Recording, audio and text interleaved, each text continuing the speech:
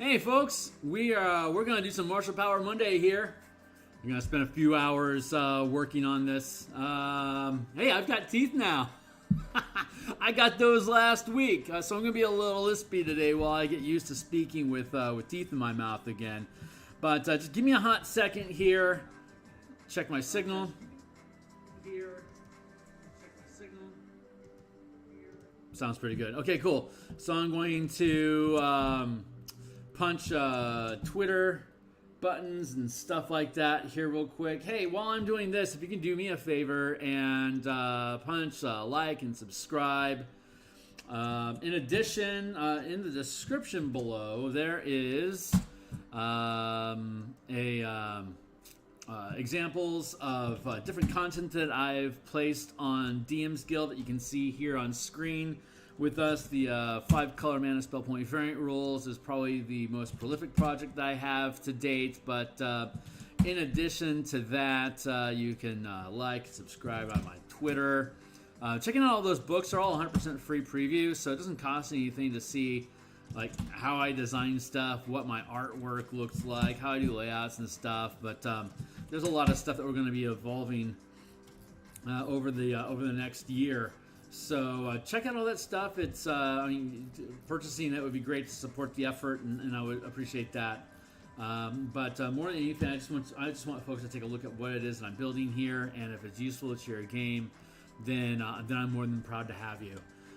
In addition, hold on, let me get this thing off screen here. In addition, in the description below, you'll see a link to my Patreon, and if you follow that link, you'll land here on Phil Kearney Creations. And if you scroll down to About Phil Kearney here, you're going to see the 2 active playtests that I have right now. Today we're working on Martial Powers, but there's also In Command of Armies, Guilds, and Kingdoms. If you're checking my other playlists, you'll see that we had previously converted the first chapter of Horde of the Dragon Queen, Greenest in Flames, into using the In Command system for controlling squads and armies and skirmishes and outright war, using the town of Greenest as the set piece for doing so. But right now, you can see in the playlist that we are going through the process of converting Descent into Avernus into the In Command system. The last session we spent time looking at how we could scale fighting Zariel's Flying Fortress at the 50-foot scale as well as 500-foot scale. So we have this telescoping and zooming effect of at a large scale, like in the Blood War, at large scale, you're operating at 500 feet per square from each other with potentially thousands of demons in between both forces at the line of scrimmage. Then as you get closer and closer to your objective of hitting Zariel's Fortress, you zoom in from 500 feet down to the 50-foot scale, and by the time your forces have actually overwhelmed and breached the fortress itself, you can then further scale into the 5-foot map like you're used to in dungeons and actually go through the fortress to confront Zariel directly. And spoiler alert, have like Lulu ask her to take a breath and figure out what she's doing. But there's a lot of ways you can approach that. Right now, what we're really concerned with is the combat. So you can check out In Command, but today we're going to be dealing specifically with Martial Powers. So if you come to this playtest, or rather, if you come to my Patreon page, and you can look at this, it doesn't cost you anything to do this, but you can click on Martial Powers, and that will take you to the document that we've been working on for the past. This is the 16th that we're the 16th test. I don't think did I update this? Yeah, Martial Powers Mechanical Development number 16, Concentration, Sustained Powers, and Locked Effects number 4. So that is what we are working on currently. So if you go to the Patreon, it'll take you to this Martial Powers, which I have here. This is all the this is the playtest content that we've put together so far. I've talked about this over the past like 20 hours of development that I've done on stream over the past few months. So we're going to continue. We have subclass options. So we have the basic scaffolding for how Martial Powers works using a 1 point per rank spend on mana. So a hybrid like Rangers, Artificers, and Paladins gain 2 mana per level from level 2 with 4 mana up to 40 at 20th level, and a first rank or level power or spell has 1 point per rank. So and there are 1, 2, 3, 4, 5 ranks at 18th level. Power dice are associated with this, and if you've seen all the previous stuff that I've done, you know that like when you're most powers, when you trigger them, they have a kind of like superiority dice for battle masters. There's power dice that you roll to either increase like the ability checks that you're making, the attack rolls that you make. It can jump your armor class. It can help your saving throws, but also deals additional damage on strikes. And as you spend more mana to channel higher rank powers, you can roll more dice. And if they're like ability checks, you take the best of the dice. Like if you roll if you're rolling 48 to improve your stealth check, you wouldn't be adding potentially 32 to your die roll. You'd be potentially adding 8 to your die roll, but you could have 4 dice that could be rolled to potentially get there. Currently, that's imbricating, which is a term from the dictionary. Is like if you're like tiling your roof, it's where they overlap each other as you go down the way. But like with things like smite, strike effects, you would add all the dice up. So it'd be 48, add them up, just like you would do with smite. So you want to pay attention to bounded accuracy with 5e, that you're not completely blowing the lid out. But with things like with superiority dice or grit for the gunslinger, as well as like bless for a cleric spell, giving you a d4, or like a bard's inspiration, potentially giving you a d12 to your die roll. To like ability checks and attack rolls. The command system here with the command dice never really outpace what a bard can do, but similar to battle master superiority dice, bardic inspiration dice can stack or be added with the die roll that you have from martial powers that allow you to improve ability scores with the power die as well. But we are doing everything we can to stay within the constraints of the 5e game system while approaching how these mechanics resolve differently than what we currently see, to allow martial powers to have a lot more flexibility in combat, utility outside of combat, and be able to create very themed characters built around what powers it is that you choose. And all powers are in the same pool. A DM can choose to limit, like, say, a rogue to using reactions and exploits only, while, like, a barbarian and a fighter and, like, say, a paladin can have access to strikes as those, like, their paladin smites. You can choose which aspects or which disciplines of power you want each class to have, and we'll explore that in the later chapters of the book of power campaigns, basically talking about how do you break these things apart, how do you add in power magic paradigms to add flavored to your campaign, and we'll also have a conversation about what can you change with monsters so that this system is symmetrical, and so that while you're introducing powers into your campaign, what kind of powers or retaliation can creatures in your campaign use and abuse in comparison to the martial powers that characters get access to. So I am going to just clean up my board here real quick. Again, all that stuff is free for you guys to look at, so please do. I'm building this entire thing publicly as an opportunity for folks to see what it is. If it excites them, then stay on board with me. Once the actual text gets finished, I then hand it off to a writer and an editor for them to clean it up. Once it's finished, they send it back to me. I then will do all the layouts here on stream with you, and I'll do all the illustrations. If you want to look at the you can already see in some of my playlists some artwork that I've done for various books that I've produced, or for clients that I've had, commissions that I've done. So I'll be doing that entire creative art process of laying out the book, putting things into place, and then taking whatever gaps exist inside of the PDF document that we make. Those are the places that I can then either select art that I already have, or hopefully create new artwork that'll be specific to that page that's being described, that we could maybe someday even offer as stock art, because I hate packaging stock art. So I make all this art and I never sell it. Thankfully, I'm not relying on the money right now, but if I ever wanted to take this seriously as a job,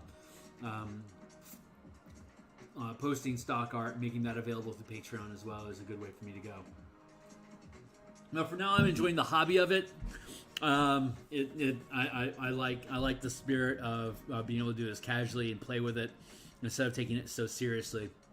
But just again, if you click the Patreon, you don't have to be a patron to access this information. Literally right now, the document that I'm literally working on right now. If you go into it, you can see me futzing around inside the document with you guys today.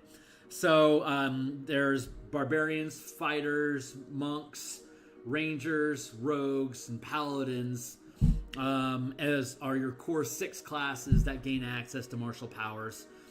Artificers and warlocks, and considering sorcerers, but probably not, just as like out of the box. But artificers and warlocks will be able to use infusions and invocations, respectively, to also gain martial powers. Like an artificer can use item imbuements to, instead of making magic items, you'll see the scaling later on for creating power gear that uses all the martial powers that we have in this book as gear that you can build and equip, so you have access to powers that way. So the barbarian, the fighter, and the rogue have specific subclasses, while the ranger, paladin, and monk have general conversions, since all 3 of those, including the artificer, are what I consider hybrid or half-casting classes that gain access to their resources at 2nd level, or in the case of the artificer at 1st level. Then you can all the subclasses that those classes have, like artificer, even though we're leaning into the imbuement mechanic of their class to grant access to martial powers. There's certainly things that we can do inside of each subclass that complement martial powers. Same thing with warlocks, with their invocations, can also complement martial powers, but like the barbarian, the fighter, and the rogue specifically have their own subclasses that, much like Eldritch Knight or Arcane Trickster, utilize the power structuring to diversify their class. And ultimately what we're able to do is, once this is in place, you're able to basically convert any barbarian, fighter, or rogue archetypes into the power system, like using powers first to then, like if I wanted to do like an Arcane Trickster, what do I do with the martial power system to create that Arcane Trickster, or how can I mix the subclasses together, which is a whole nother stream that we can be developing once this actually gets built. So right now we're just trying to get everything finalized out the door, so we can get this thing up and running for folks to play with, and then we can dive further down rabbit holes. So as the description for my posting today said, we're going to go down here to the sustained powers, and we are going to finish all of the Blood Hunter sustained powers that we had fished out in session 3, 4, and 5, I think, in the playlist. We're going to finish cleaning those up, and then so that will complete all of the initial playtest content language that's, again, is already available. It just hasn't been properly codified yet. So we are now in the second rank. So here's the number of powers. This is all we have to complete today for the Blood Hunter conversion. Once these are completed, then we can go into D&D Beyond and start looking at the Paladin class. And we can start looking at each of the oaths and what we can do to potentially to see how oaths of paladins can curve into this martial power space. So I think it was session 11 and 12 in the playlist that I think is there, that we had done some conversion for the Monster Slayer subclass for Ranger, and then went through and looked at all the subclasses, all of them, to see what has to be changed to work with martial powers, to make sure that, just the language stays correct. Like if you're going to choose a subclass while using powers, how does that affect a Ranger? We're going to go through that same process here with the Paladin. So stick around for that. I'm just going to start, getting into it. So certainly be welcome to drop me a line. Say, hey, you can see here the chat's open, so be welcome to bark with me. It's 10:38 here in Seattle, so I'm going to turn on my timer. I've got 20 minutes on the block. I'll clear my plate here.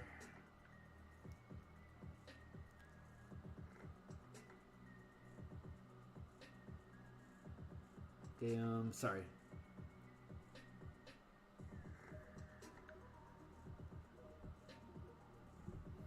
Okay, and we got 19 minutes and 36 seconds. Okay, cool. So let's just work. We'll just work the thing, right? We're working the thing. So let's see. All this stuff was extracted from the Blood Hunter here. All the subclass features of the different orders, and some of the generic whatever these things are called. What are they called? Maledicts and rights. Maledicts and rights. Thank you.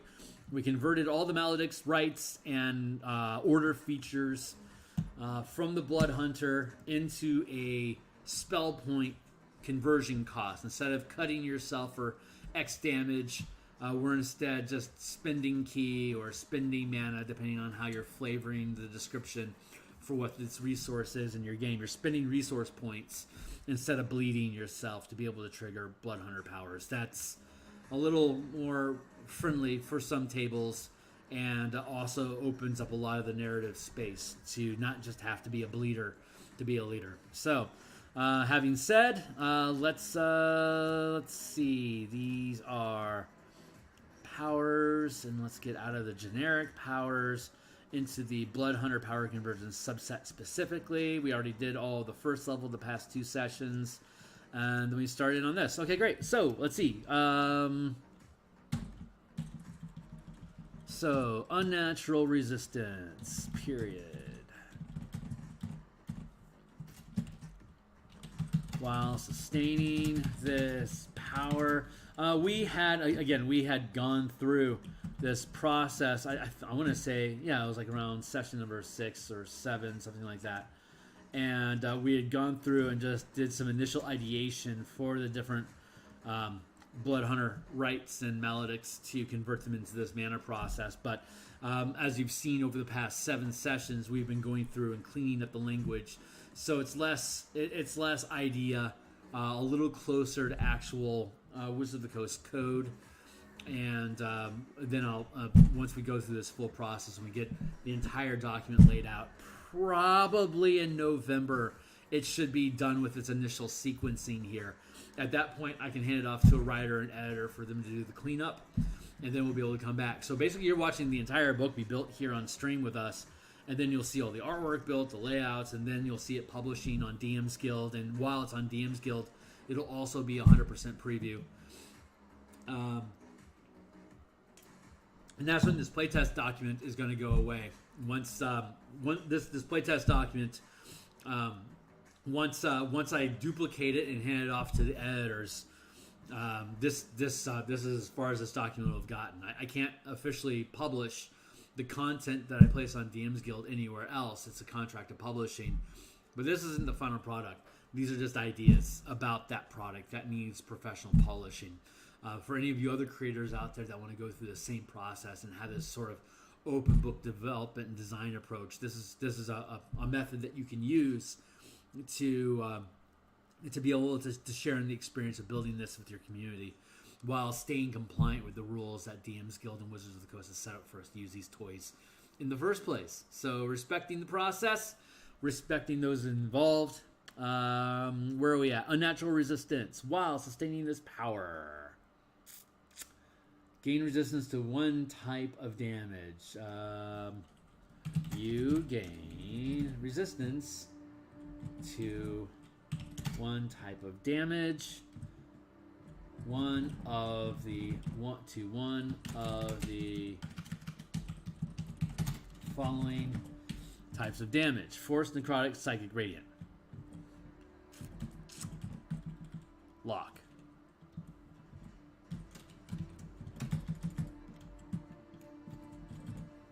And again, you can lock powers. If you haven't checked any of my other streams when I'm talking about sustained and locked effects, sustained, it maintains concentration. And the more mana that you are sustaining, the higher the DC is for the checks you have to make to maintain concentration. All this, if you check the description down below in the core mana mechanics, or the Knights and Tricksters, or the Elemental Keybook, all of those discuss stacking concentration, and I've been using it at my table for almost 4 years now.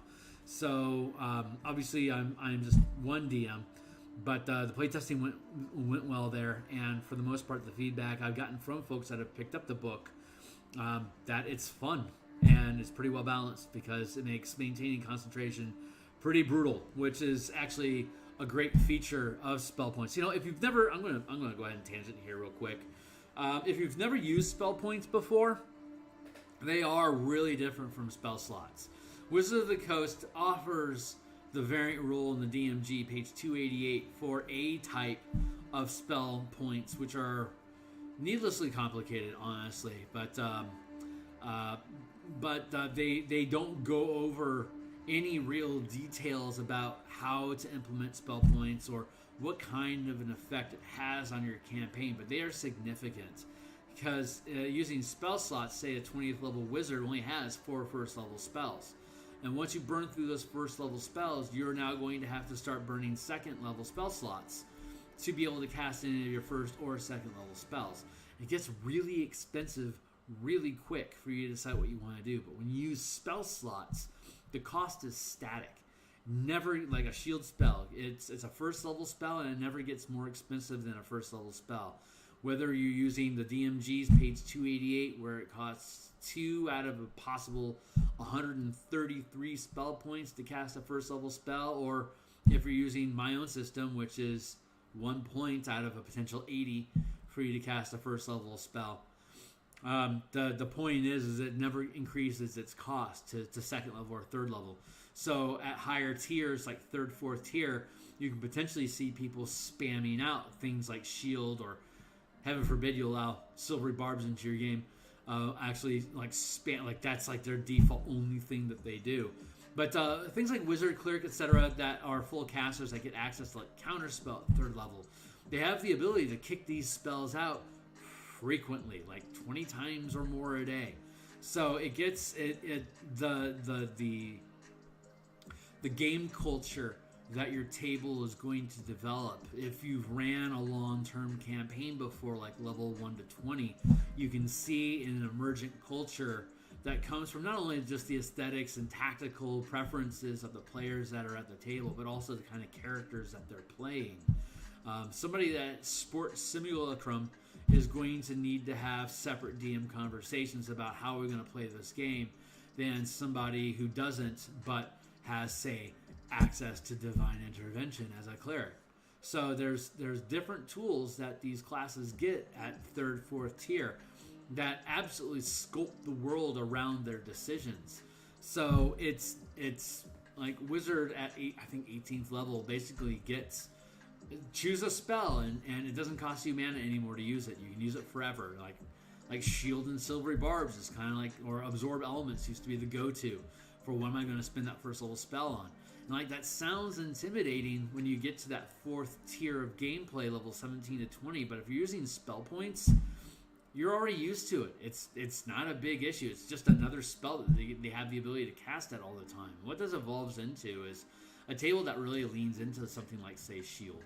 You're going to just naturally start having a higher armor class to compensate, or higher to hit bonuses. or have more minions that are able to pepper off more types of spells as cantrips than, say, firing magic missile against somebody that's reliably going to fire up shield as one of 50 spells they can cast that day. So it's just a natural evolution of the game that the table is going to adapt and evolve along with what the characters and the players that control them have a tendency towards. So a spell point game is going to lean towards higher elemental damage because of absorb elements, and it's going to lean towards having things with a higher attack bonus, but not necessarily higher damage amounts, because you're going to see shield activate more often. It becomes basically a spell point and a reaction tax to full casters. So if you flip it and you start assuming that you're going to have martial characters that have, like, say, by 10th level armor class 25 plus, then it's going to basically fall onto the full casters that have access to the shield spell that you need to have the shield spell, and you're going to have to spend your reactions and your mana to pop that spell to keep you safe from round to round if you get out of position. It's not that using spell points is making characters OP.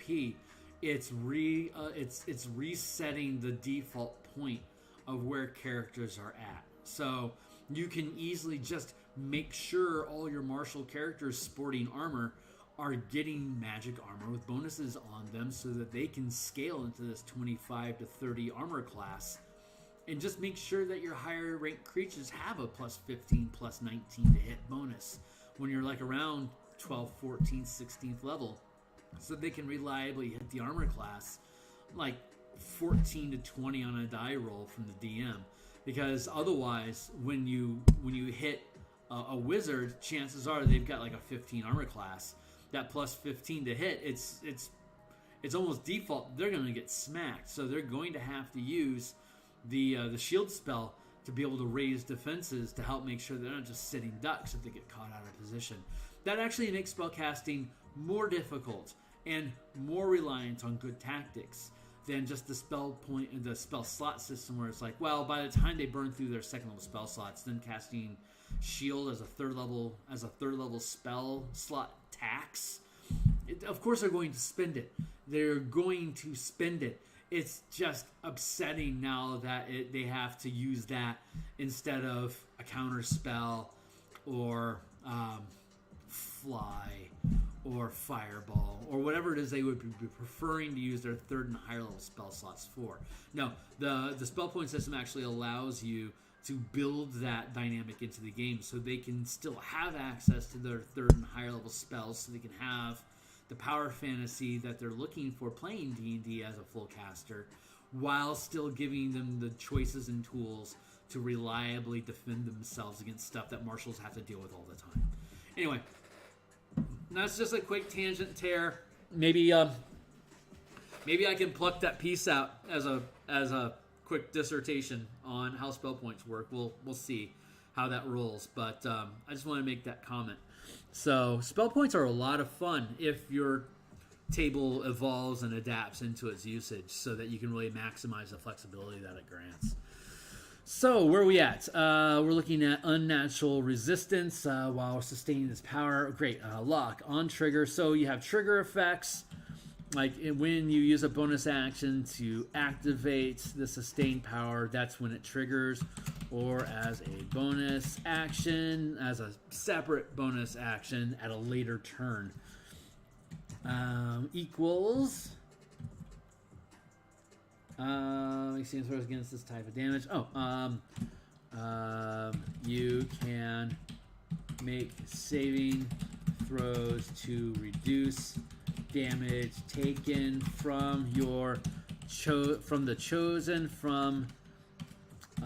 the damage type you've chosen with advantage. You can make saving throws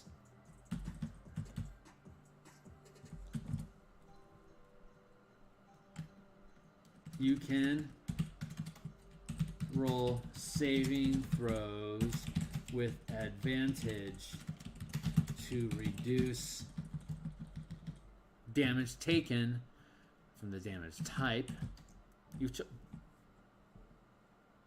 was weird. Damage type.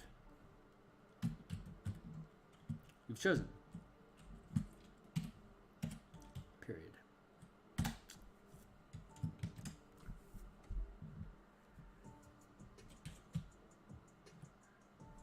My gut is telling me. Save that. My gut is oh yeah, elemental resistance. When you that was a first rank. So elemental resistance is when you channel this power. Well, yeah. Unnatural resistance is the same as elemental resistance. Reduce damage taken.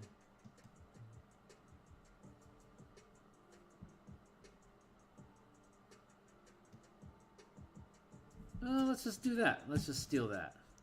See, the damage types are different. So, hold on. There we go.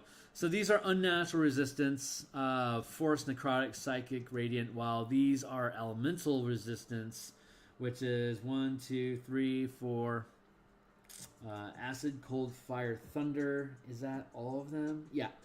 And then here you've got force, necrotic, psychic, and radiant. Let's go on a quick lark here to go take a look at. Oh, that's what happened. Well, let's go on a quick lark here. DMsGuild.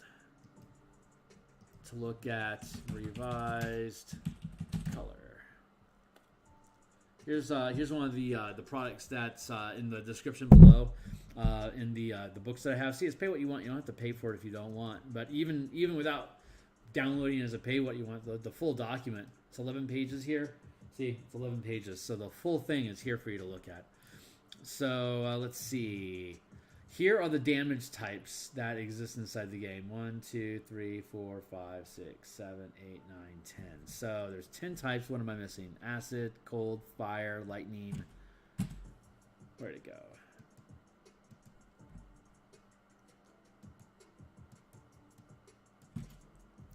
So elemental is acid, cold, fire, lightning.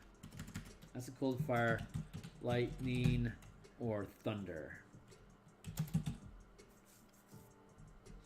And then, so that's acid, cold, fire, lightning, thunder, and then there's poison.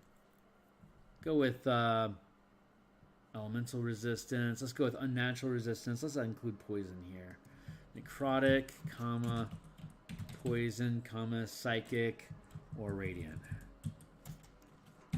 There's your 10 damage types.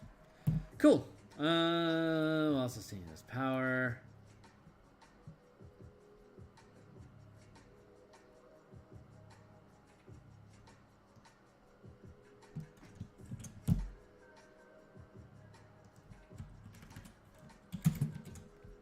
There, and then when you copy, and then here, there, good to go. All right, so let's see what's next. Weapon resistance. Oh yeah.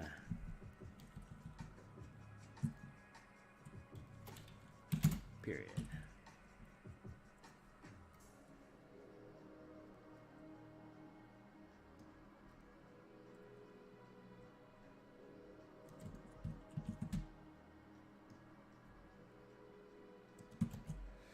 When you channel this power, choose one type of damage. Piercing, slashing. Let's go with bludgeoning, piercing, slashing. Period.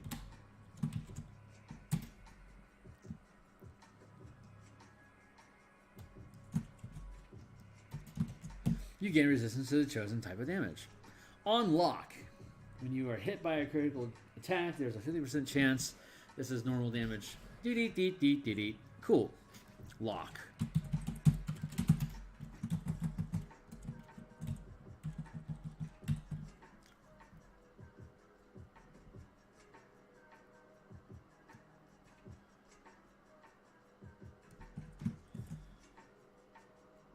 Lock effect. on trigger as a bonus action or as a reaction to being hit by a critical strike, dealing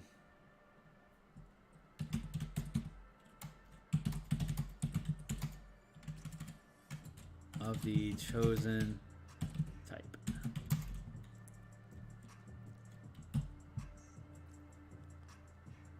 Equals.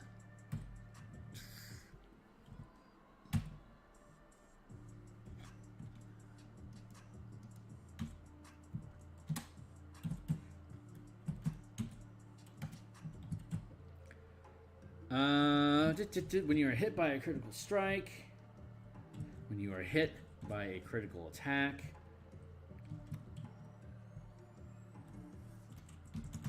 dealing the damage.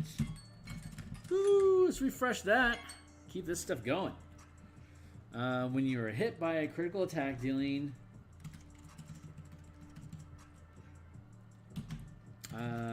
the type of damage you've chosen.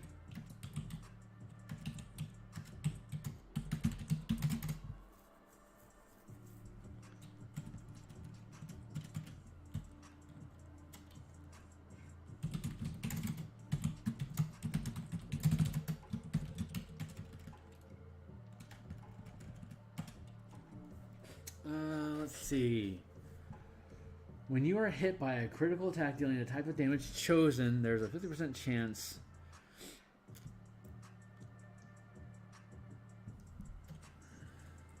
the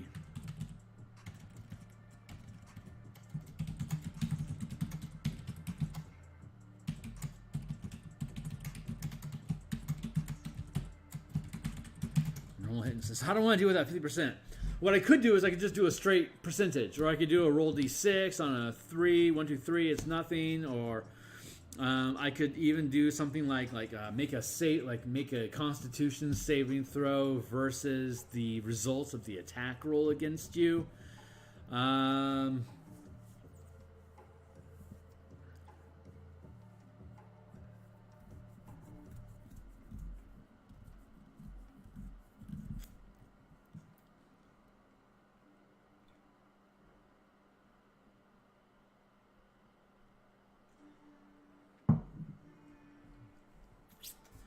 So I have it set up that it's a critical attack.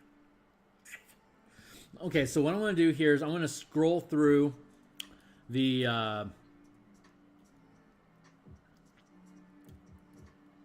powers that already exist to make sure I don't have something that reduces damage already, and then compare it if I do. So give me a moment here. Lycanthropy, elemental resistance. Okay, nothing so far. And we're just gonna trim through the standard ones. Gotta love these things. Rampage, Rapid, Ghostwalker, Haste, Flurry Attacks, Fierce Blockade, Giant Growth, Vigilance,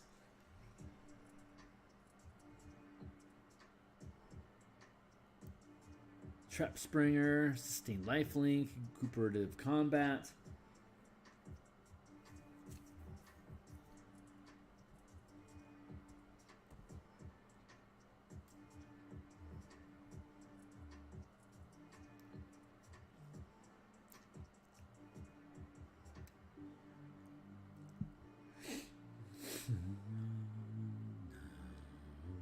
You know, recuperative combat might be better used as a maneuver instead of a sustained power.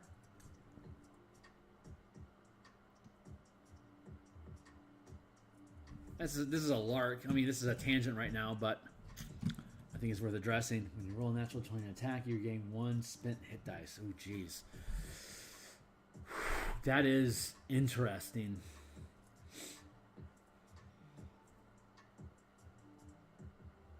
It can be gamed though, so I'm going to ignore it. That's kind of like a attack a barn sort of scenario. So I'm gonna shunt this from the sustained powers and push it into maneuvers. But I'm gonna check. Yeah, let's do that. So I'm going to go down to maneuvers. Actually, I'm going to make that a first power maneuver.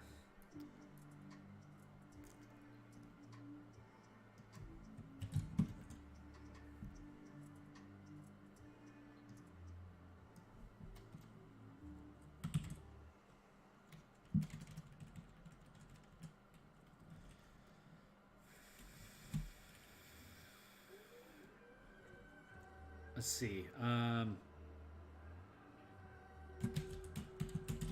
What is it called? Recuperation.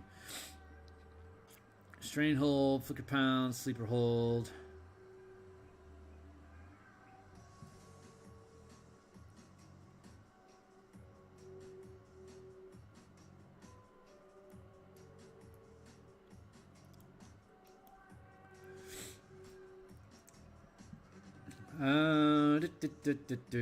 You can.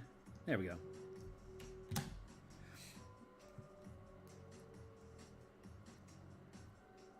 Up to. You can spin a number of hit dice up to your max channel limit to restore any hit points you're missing up to your maximum. Period.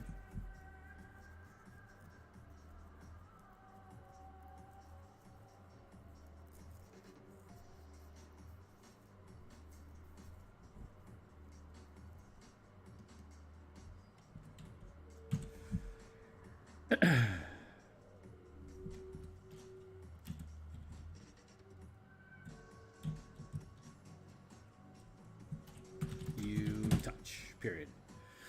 Okay, so let's go back to...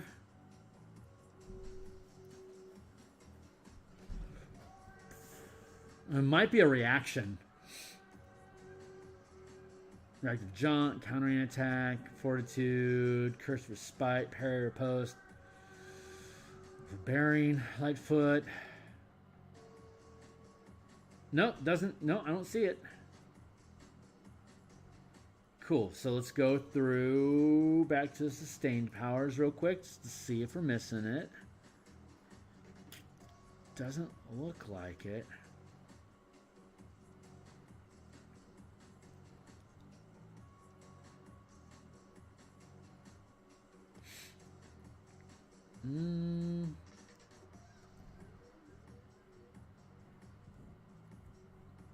Well, there's impervious, which is you gain resistance to all damage. So that's super over the top. So we don't need to go that far. When you channel this power, choose one type of damage. Bludgeon, piercing, slashing. You gain resistance to the chosen type of damage. On trigger or as a bonus action.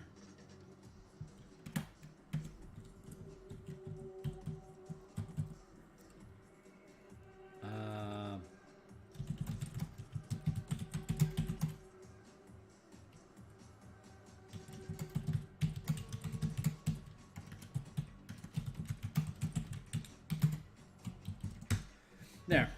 You are resistant to all 3 damage. So if you lock it, you're resistant to all 3 types. This is a second rank power which you gain at 6th level, which is, if you'll notice, comparable to Barbarian Rage, which is gained at, I guess, 1st level. Yeah, 1st level. It's not as good as the Barbarian's bear form for Totem, but it's something that other classes don't necessarily get access to. So it's really useful, has a cost, not as good as the core ability that this complements. Let's keep going. I don't need a double space. This isn't 2003. Thank you. Mobility mutagen.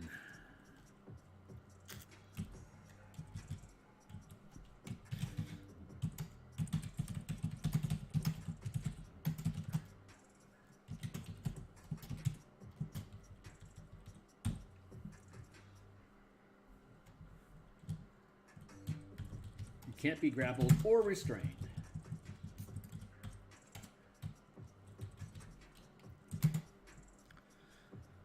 And then lock.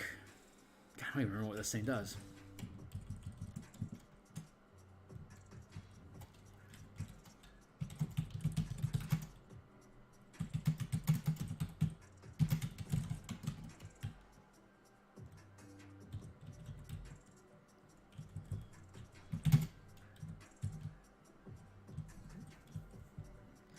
trigger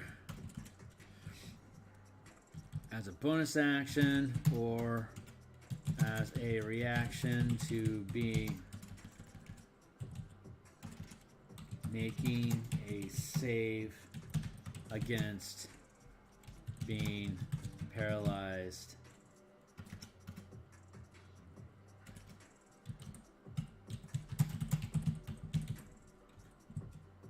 Equals gain advantage to save against paralyzed and stun effects. Is that a good lock?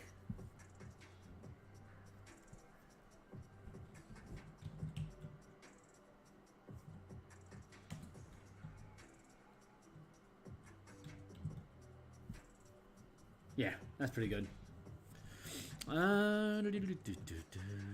But mobility mutagen, I don't like that name. What do we want to do?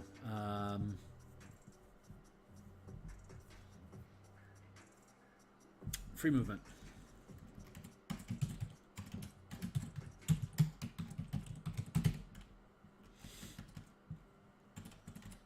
Huh.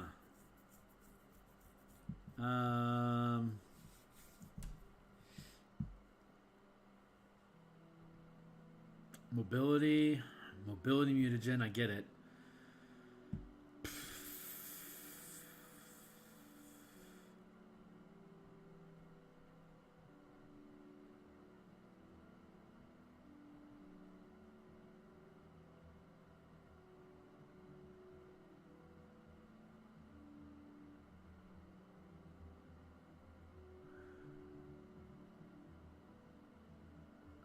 Unrestrained, unrestricted.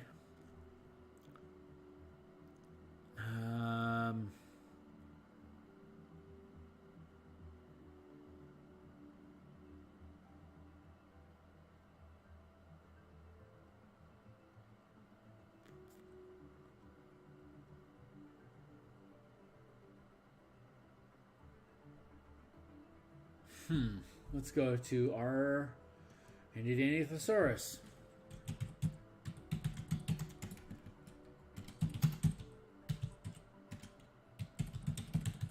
See if we can find a cool word in here.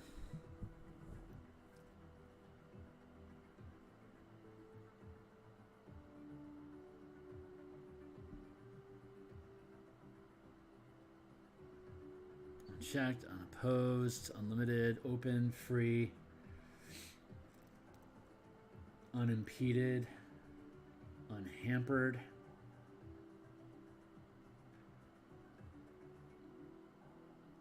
Unrestrained, unconstrained, unblocked, unbridled, unopposed, unchecked.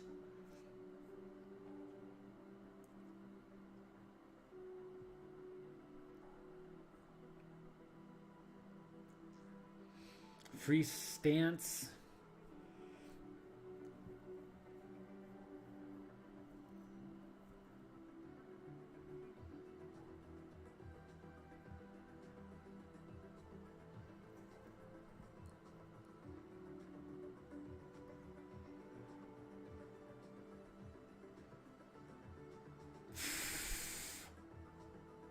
Phew, man, maybe I need to flip that script.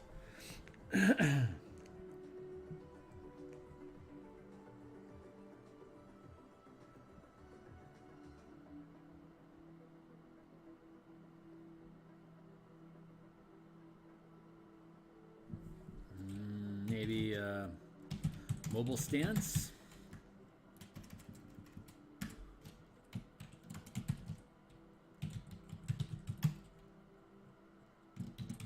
Unhampered actions.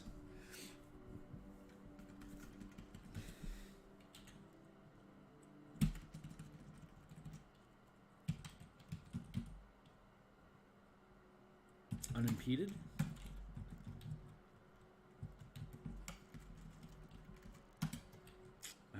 Let's see.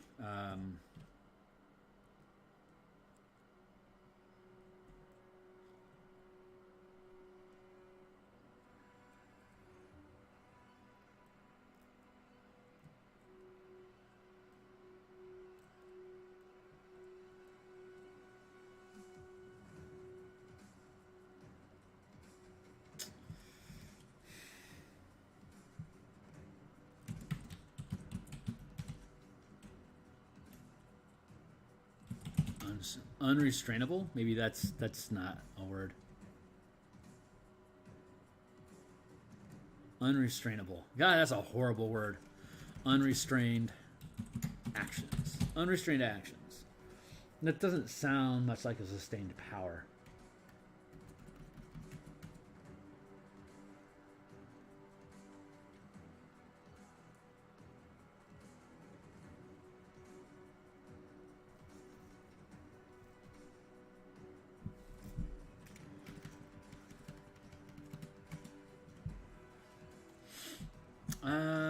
Open, free. What are we looking for here?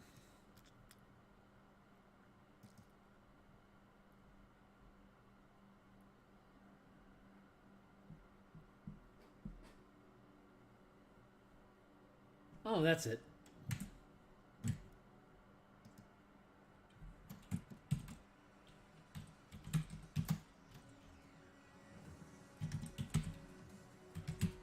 Unbound actions. Let's go with that. While sustaining this power, you can't be grappled or restrained.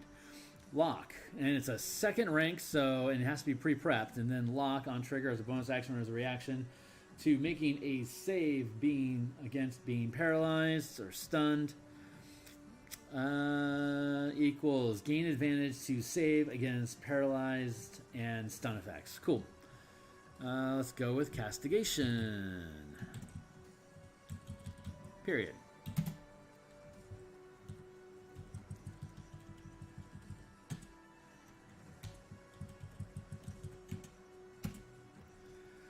Melee attacks you can see against you or an ally within 5 feet take power die of damage. Okay, so melee attacks you can see against you or an ally within 5 feet. Anytime during your turn, choose a target you can see. While castigation is locked, you always know the direction to the chosen target.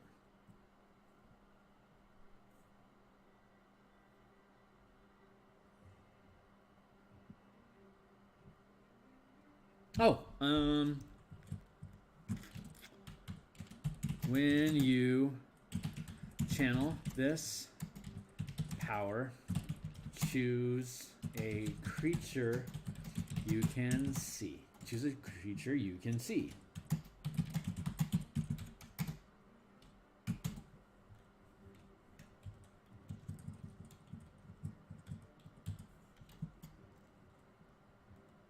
Melee attacks this the chosen creature. The chosen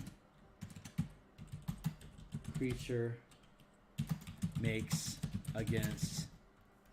See, melee attacks the chosen creature makes.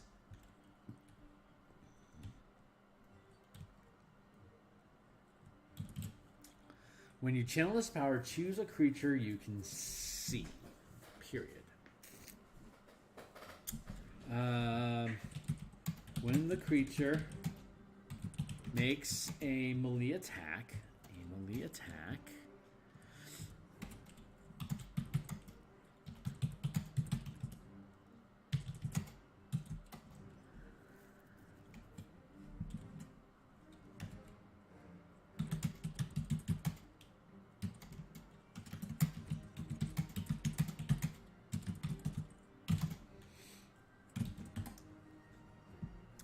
when you channel this power,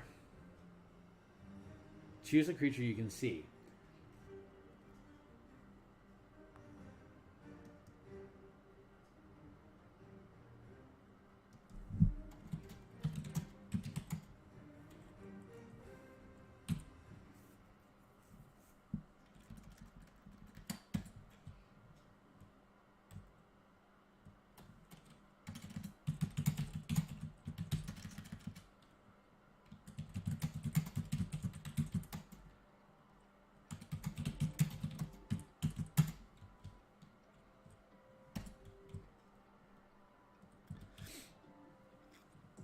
Cool, that'll work.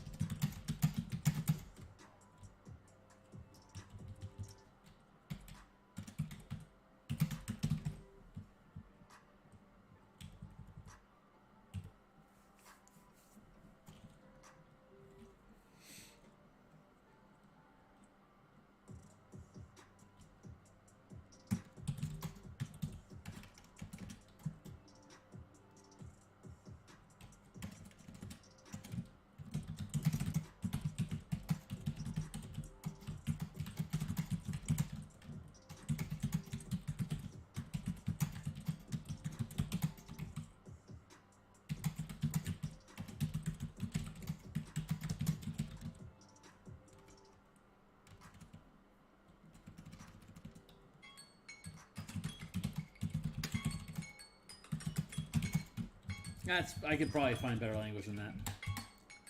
Just keep it going. There. Castigate, unlock, sustain 2. Get out of here, Scallywag. I don't know what the hell that's doing. All right. Good. Let's see.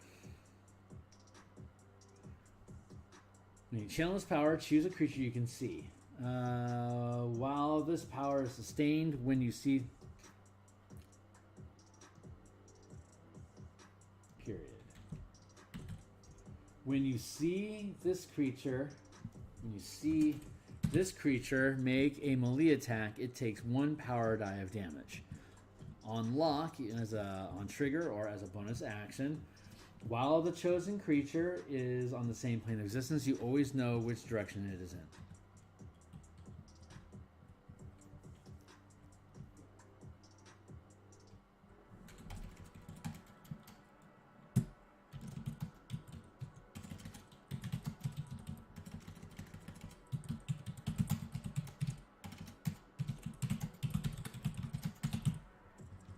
You always know which direction the chosen creature is,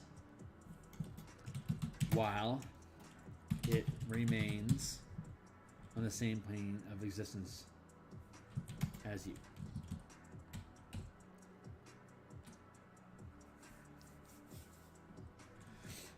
Now, martial powers can't be countered, but they can be dispelled. They are magic, so they can be dispelled. They can be shut down by an anti-magic field. Cannot be countered. Regeneration.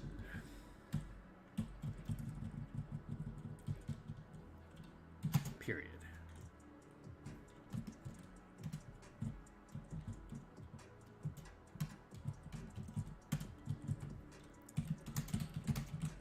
While sustaining this power,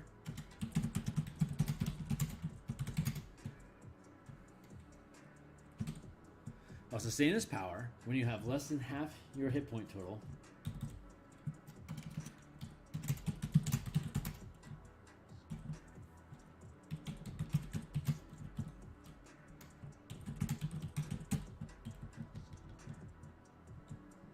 less than half your maximum hit points, but more than 0,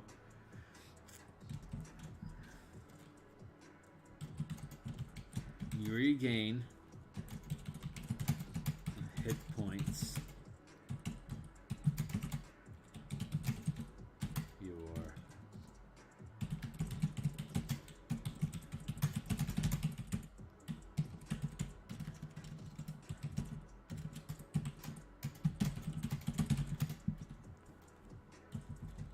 rounded down.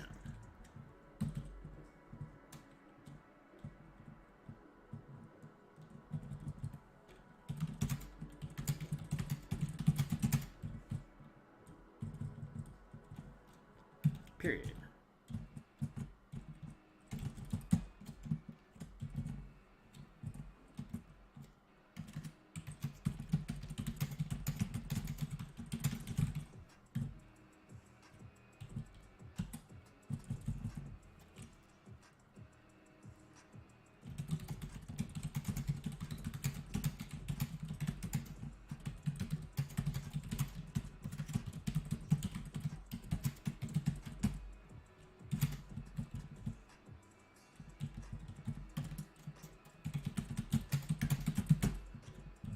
There you go, instead of half. There.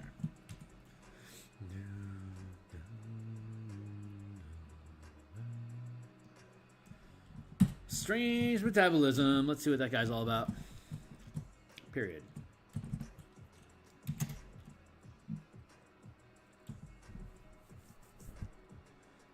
That strange metabolism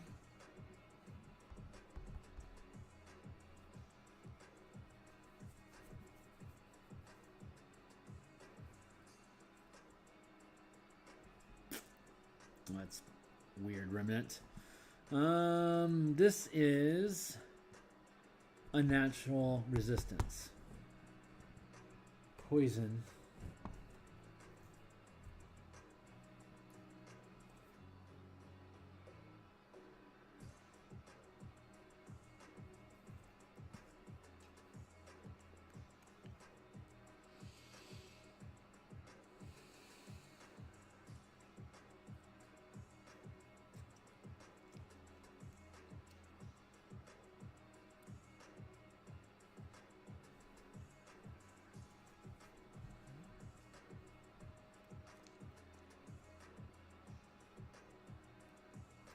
Huh.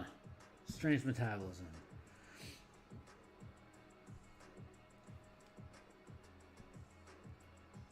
I don't think that should be second. Just by itself, poison? No. Okay, so we're going to take this out. We're going to go back to strange metal. I can get rid of this. That's just...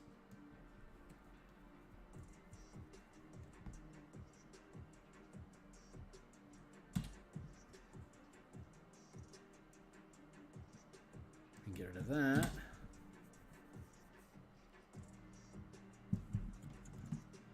Cut there.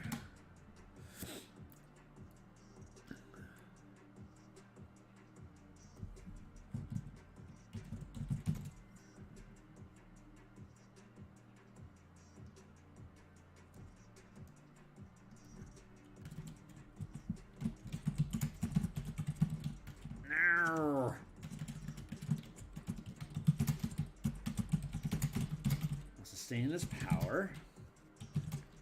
You are immune to poison damage and the poison condition. You are resistant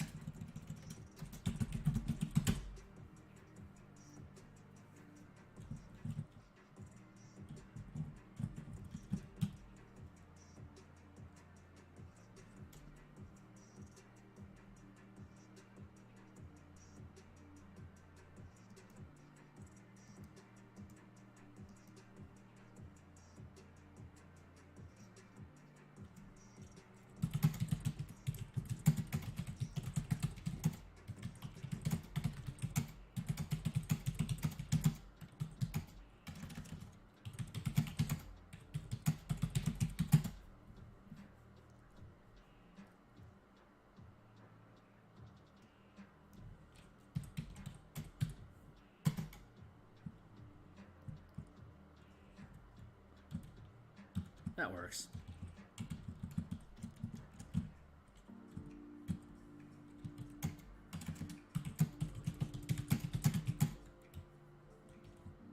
Or as a bonus action. Equals.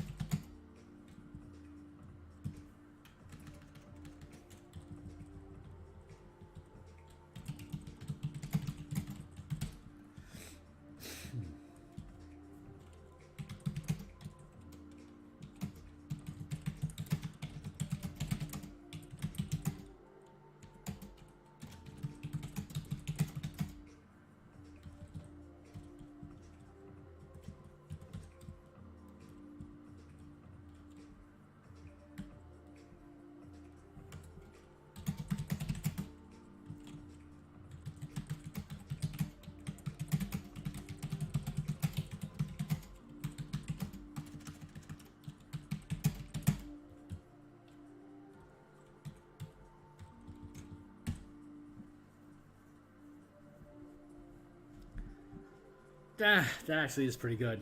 So, okay, that lock effect is good enough, I think, to punt this up to 2.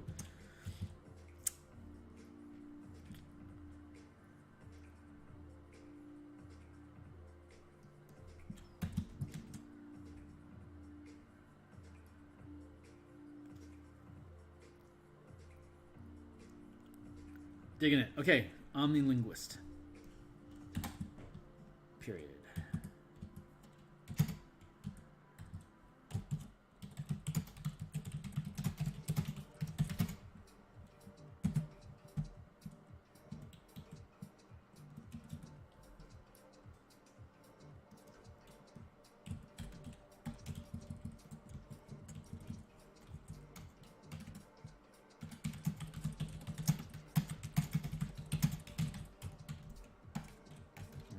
bonus action.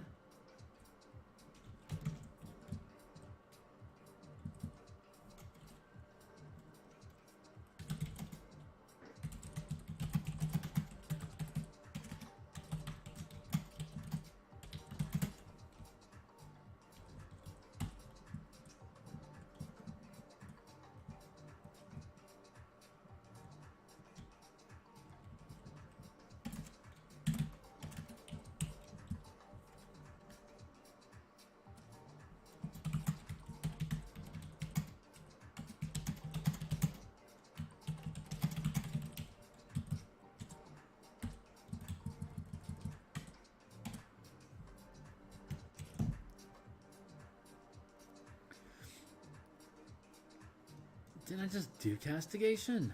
Sure did.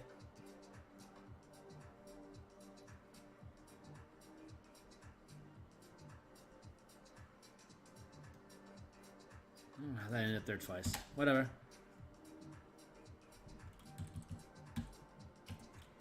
Three. We're almost done, dude. That's awesome. And then we can start playing with paladins. So I'll probably take a 5-minute break.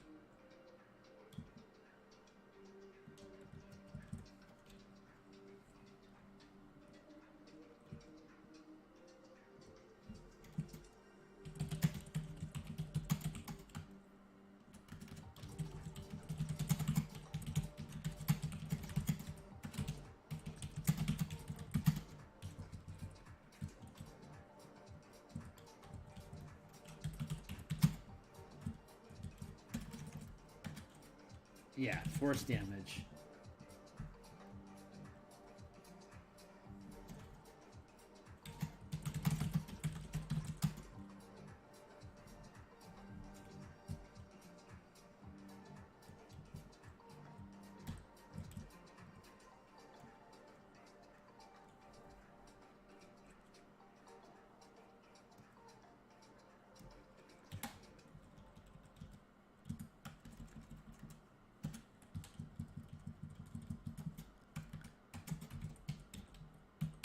Tethering anchor. That feels better.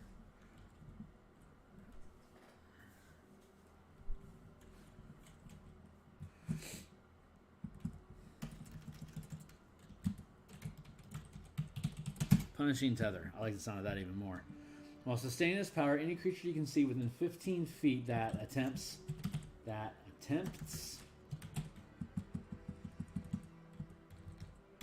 to teleport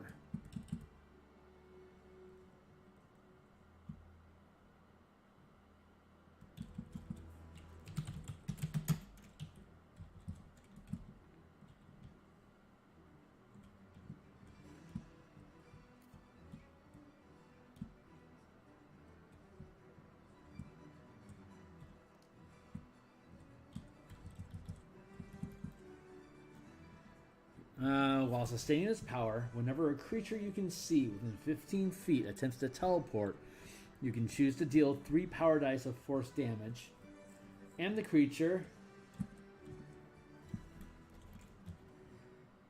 must succeed a charisma saving throw or the attempt to teleport fails, period.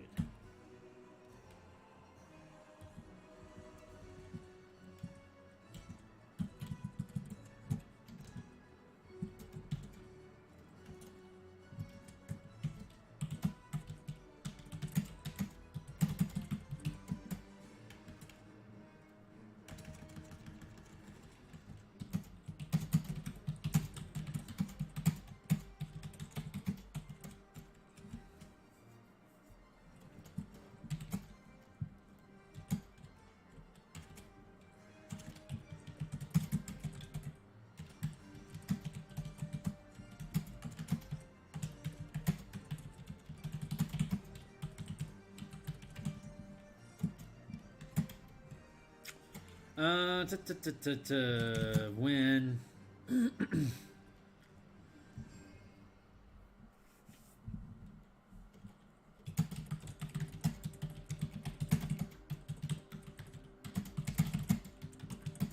if the charisma saving throw fails, the creature is also paralyzed until the end of its turn.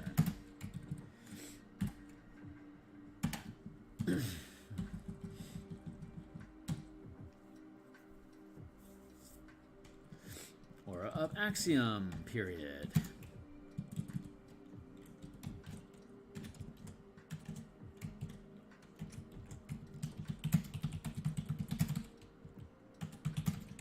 Sustain his power. Any creature you strike.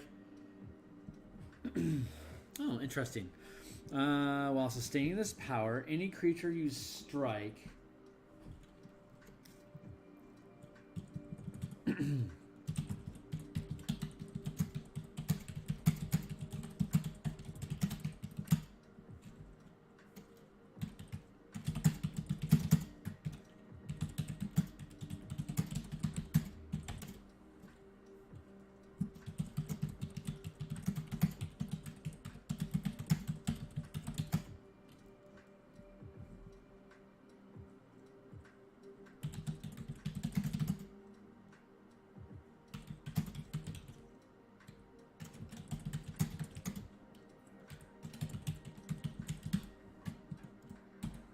end.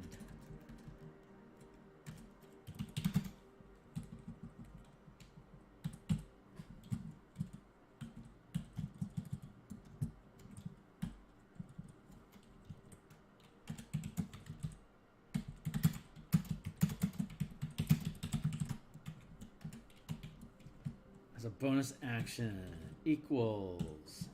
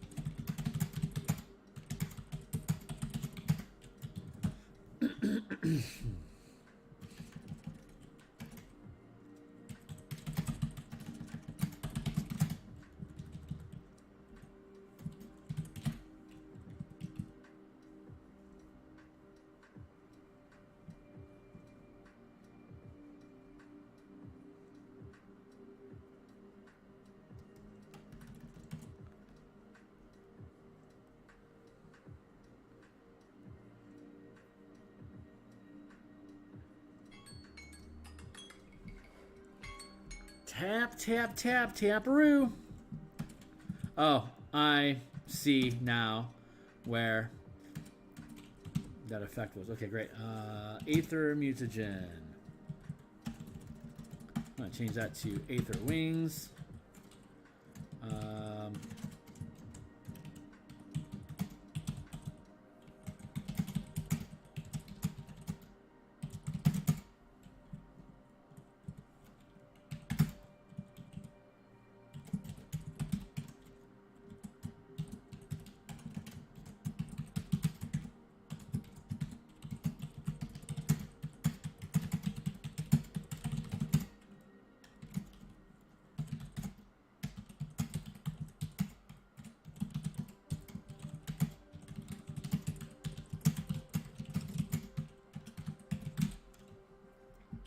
Bam. So Aether Wings. While sustaining this power, you gain a flight speed of 20 feet.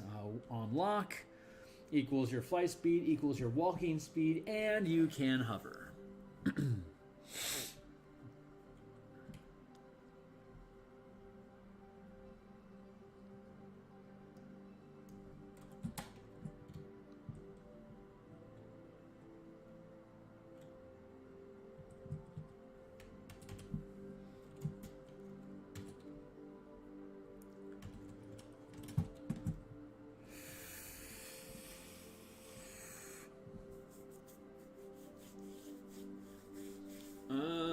Let's see.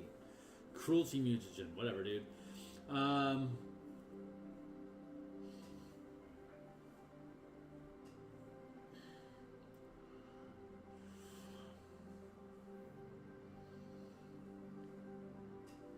Let's do that. Let's go with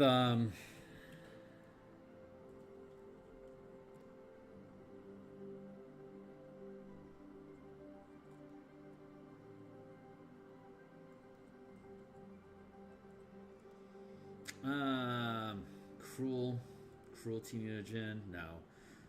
Advantageous attack. Exploit. Let's look up. Let's go with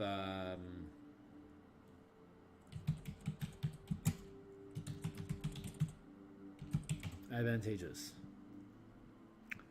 Powerful, important, commanding, excellent, good, fortune, privileged, favorable, preferable, preferred,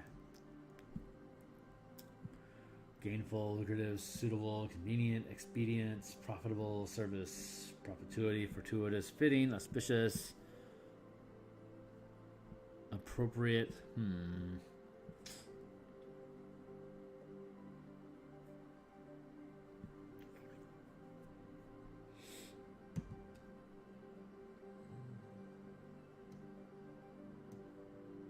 Cinnamon for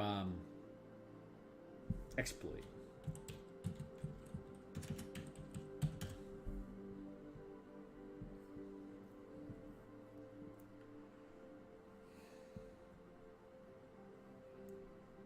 Make the most of. Ill treat, bleed, squeeze. Kind of like those ideas. Benefiting unfairly. Manipulate, swindle, fleece, victimize.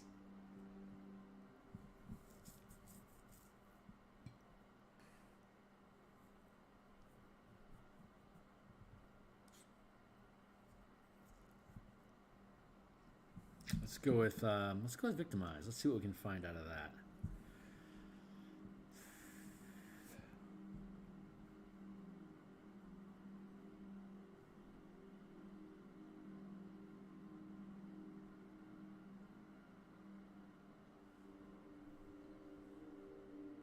The word exploit's good, but it already has a meaning, so we can't use it.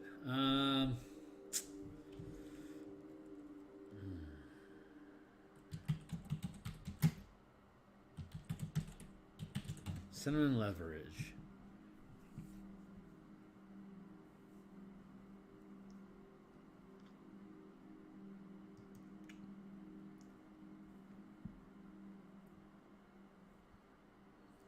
Contagious pressure, standing, prestige, rank, weightage, clout, muscle, teeth, beef.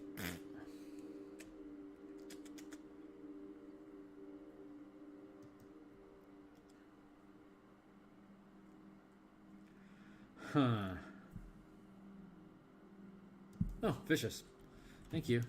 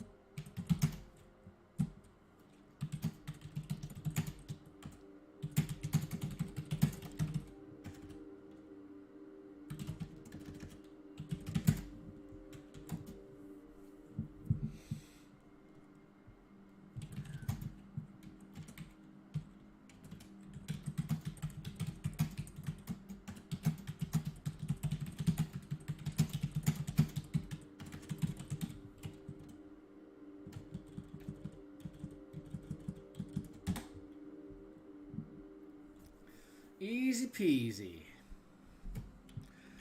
Hypermobility mutagen. I love the name of that.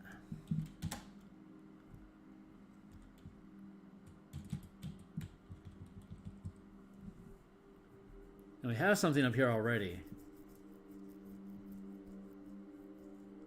Unbound actions. Thank you. Unlock equals gain advantage on save against paralysis and stun effects. That's at 2nd rank. But at 3rd rank,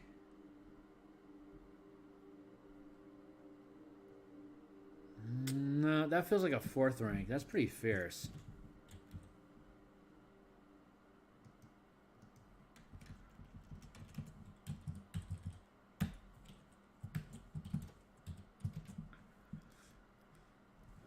Immune to paralysis and stun effects. Hypermobility, period, space, B, while this power is, while sustaining this power.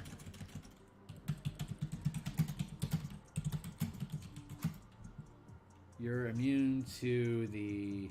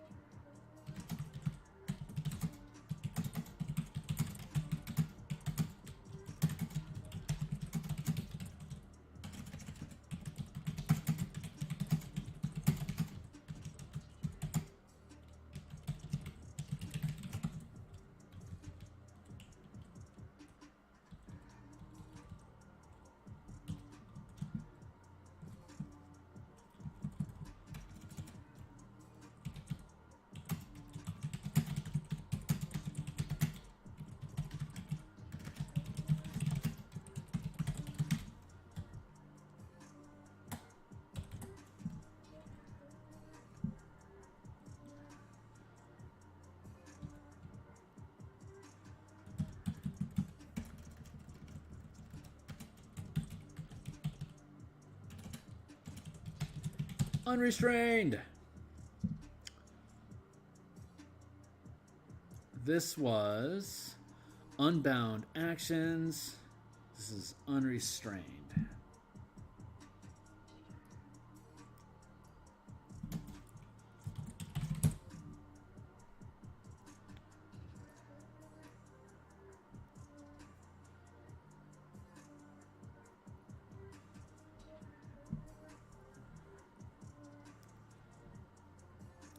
And then frenzy, whenever, period, while sustaining this power.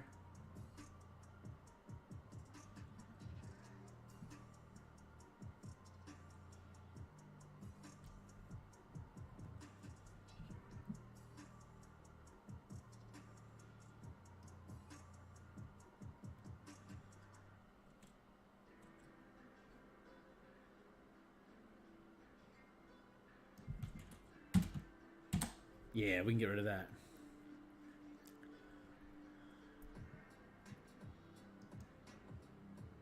So this is all the stuff that we have coming up. Okay, cool. So that's all of those. Let me go ahead and sort these out by order.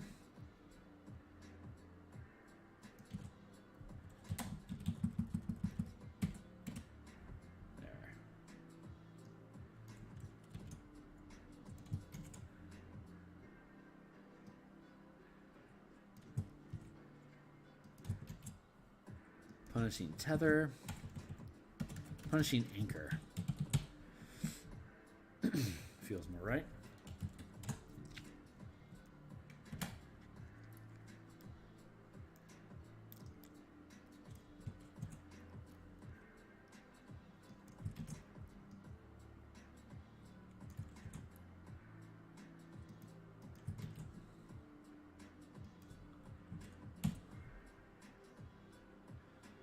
TUV.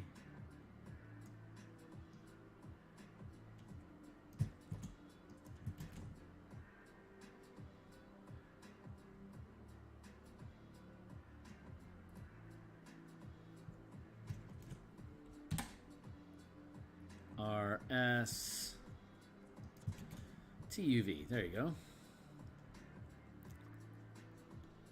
Aether Aura Punishing. Frenzy Unrestrained.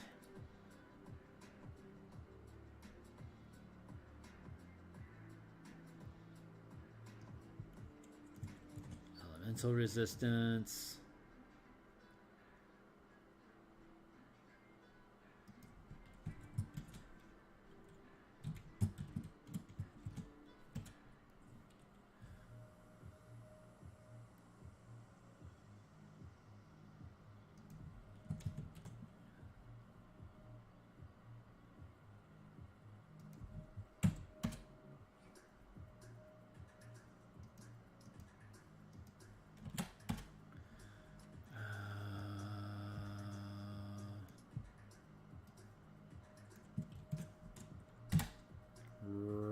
Raw, reliable.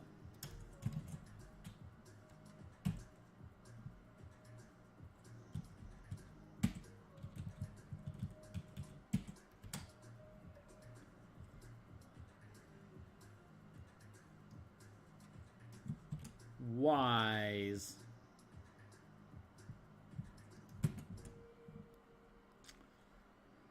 Lycanthrope, Light of Dawn.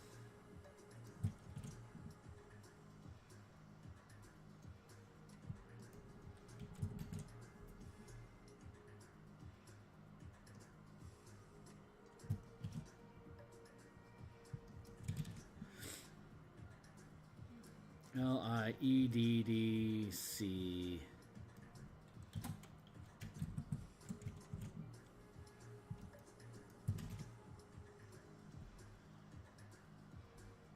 EIL. Okay, cool. That's an order.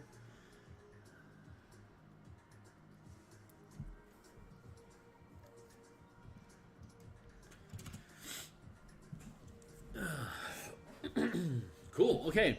So we now have all of the all the Blood Hunter and default powers all set. Let's go back to sustained strikes. Sustained. Okay, cool. So now we can just integrate the Blood Hunter stuff. So we're going to play test.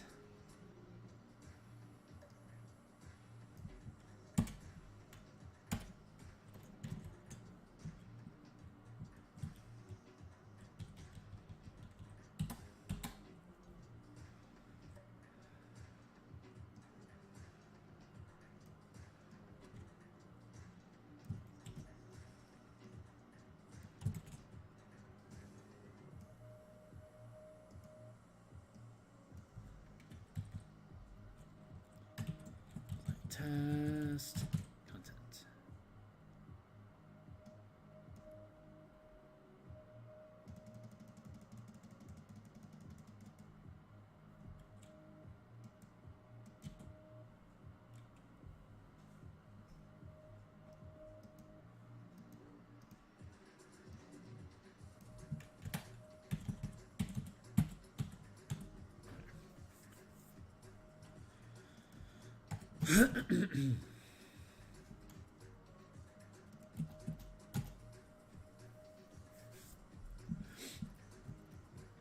Okay, we are now going to integrate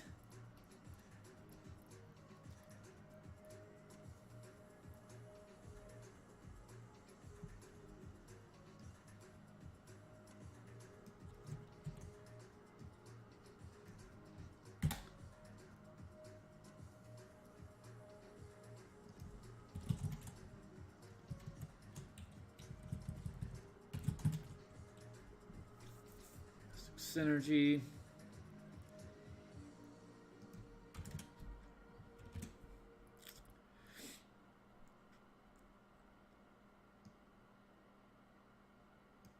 Do I want to do that? Probably not.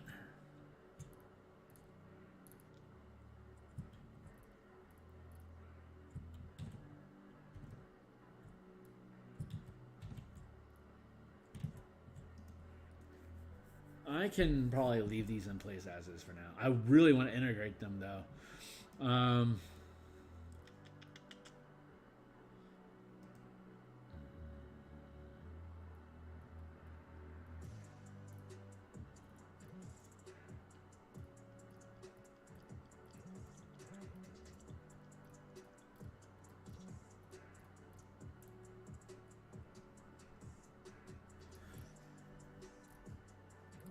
Yeah, okay, I'm going to pick these up.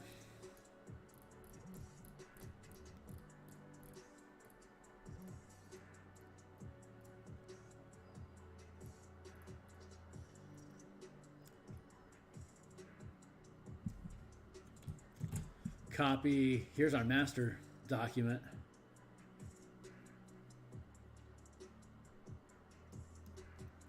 Come down here.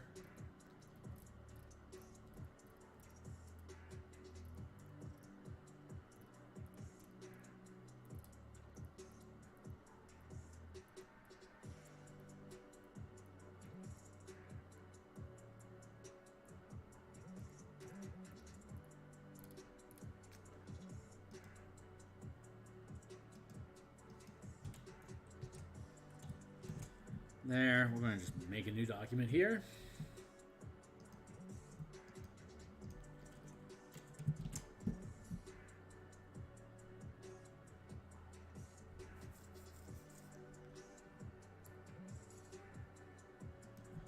File, save as, browse.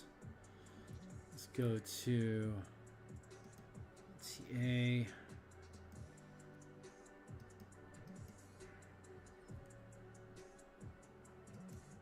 Book creation.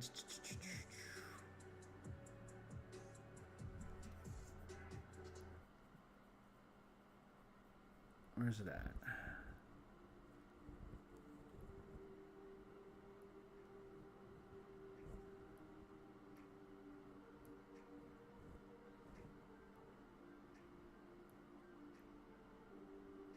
There it is. Powers. This is going to be Marshall Powers document 22.6.20. There.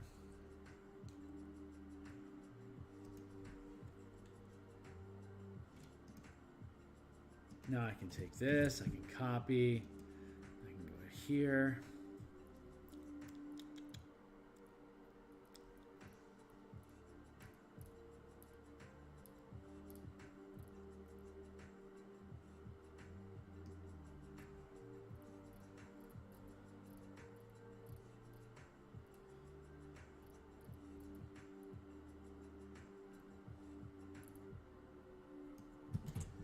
Paste.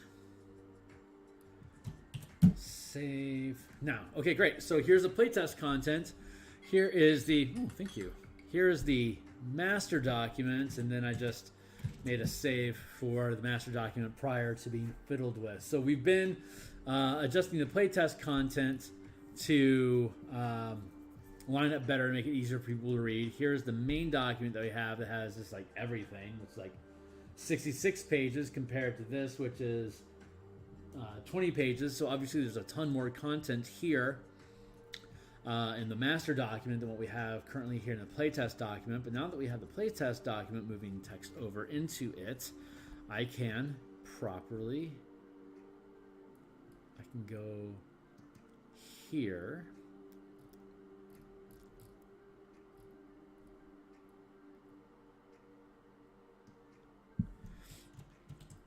Grab this content.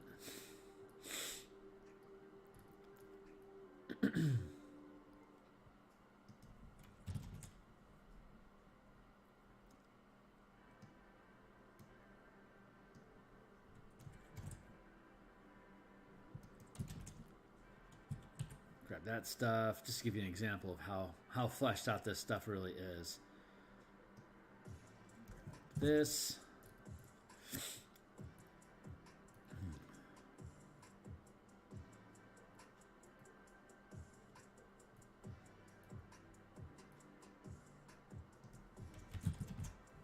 A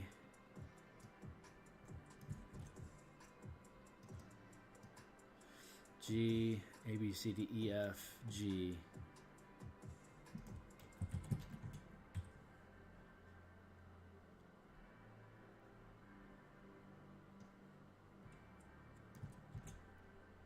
C F G H giant growth.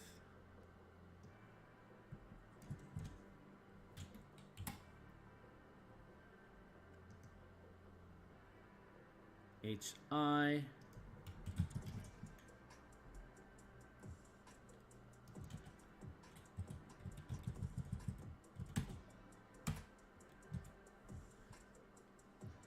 GHI.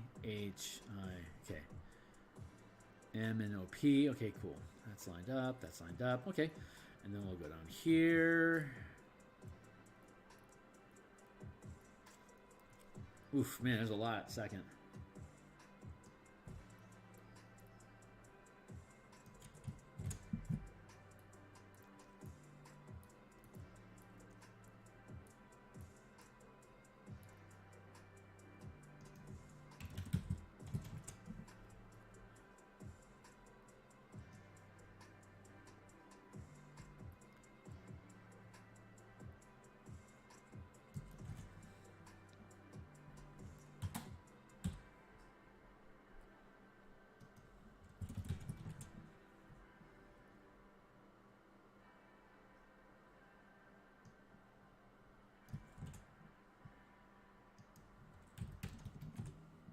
W, U, unrestrained, it's TU. Unbound actions.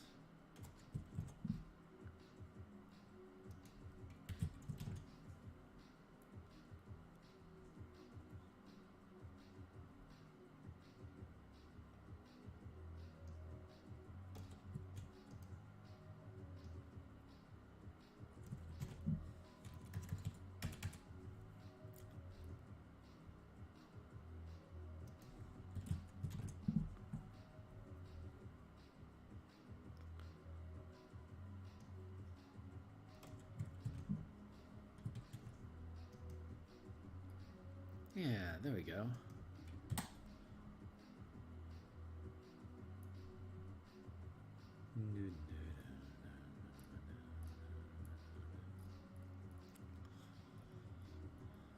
And then one.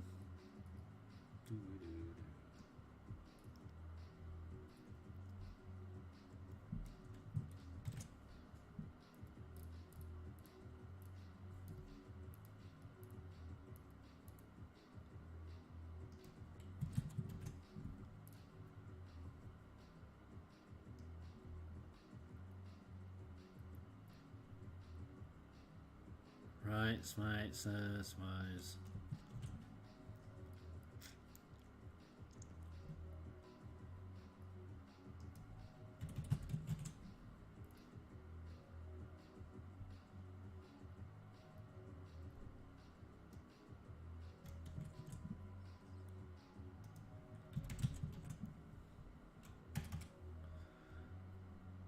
Crouching stance, dexterous, dire.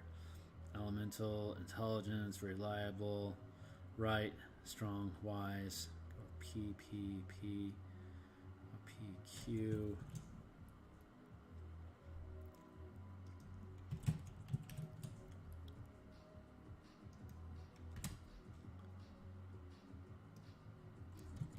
Reliable power, PQ. Reliable power, R, I, S, W.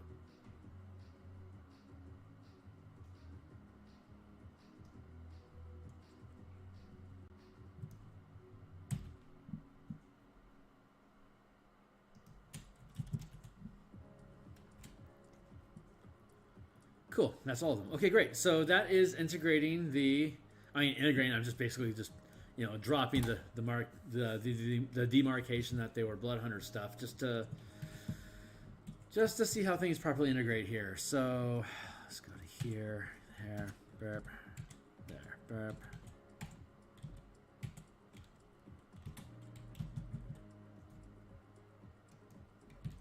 There, stupid thing. 1, 2, 3, 4, 5, 6. 6. And we got 2, 3, 4, 5, 6, 7, 8, 9, 10.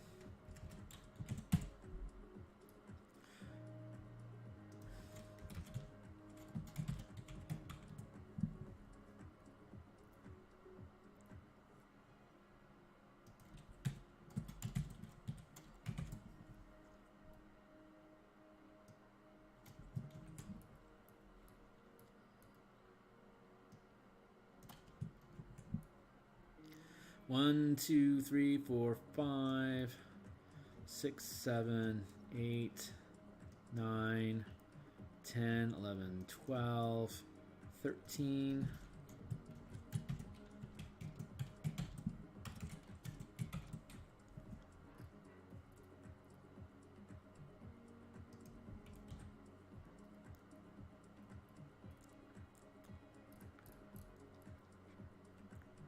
One, 2, 3, 4, 5, 6, 7, 8, 9, 10, 11, 12, 13, 14, 15, 16, 17, 18, 19, 20.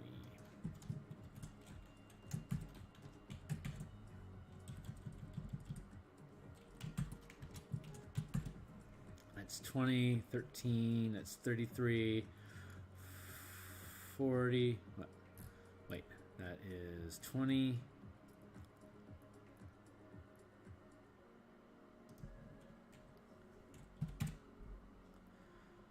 33,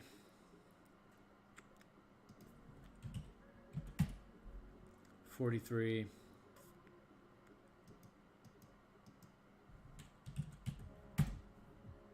49. Okay, 49.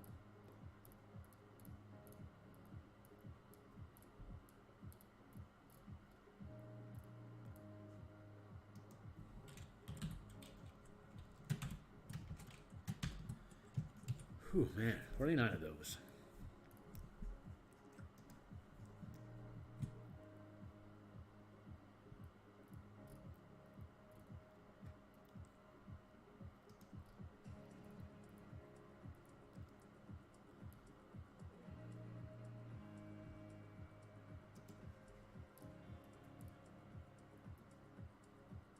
Well, I'll integrate all these things off screen. You don't need to worry about that more. I was just looking at it. So we're up to 49 martial power. We're up to 49 sustained powers. That is not bad. That is very robust. So we're probably going to end up seeing like around 200 some odd powers in total when we're done with this, which is really great. That's 10 times the amount your character could possibly even have. All right. So staying inside this document. Scroll up.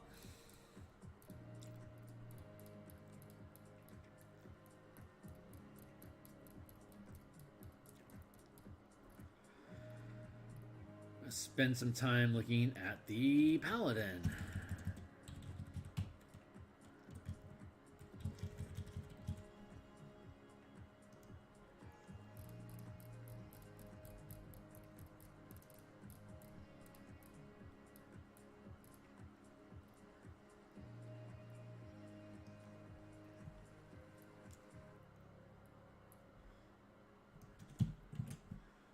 Copy, and then here.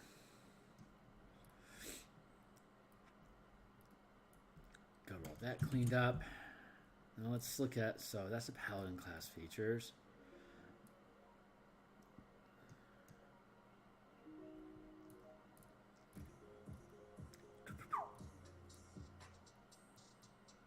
Power oaths.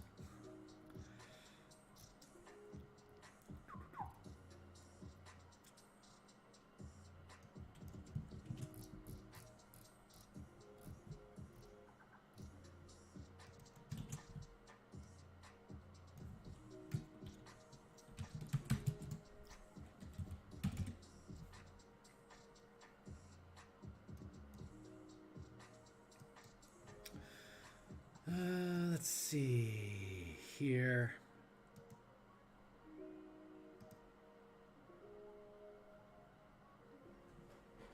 Okay, I'm going to take a 5-minute bio break, and then we're going to jump back into this and start chewing on Paladins for probably about an hour or so. BRB, 5 minutes. Next up is Paladin. Next up is Paladin Oaths.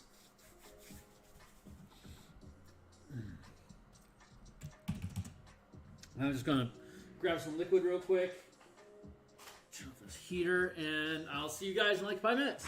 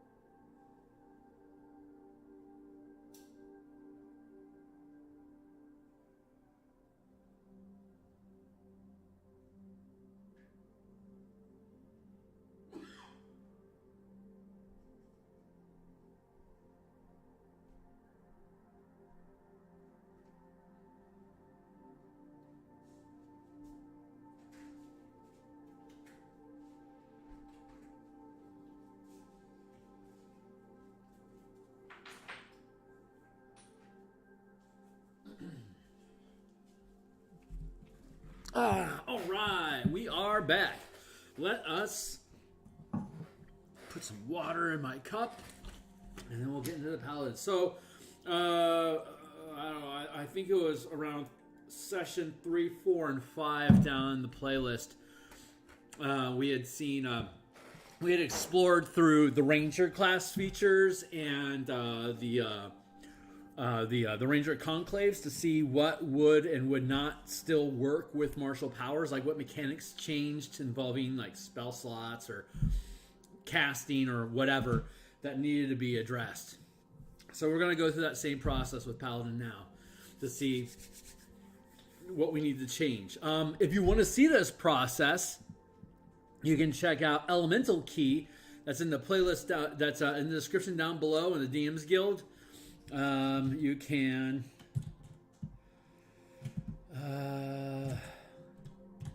let's go look at DMs Guild,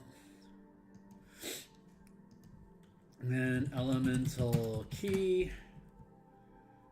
This is one of the books I made. This also has Elemental Key is like the 4 elements: air, earth, wind, fire.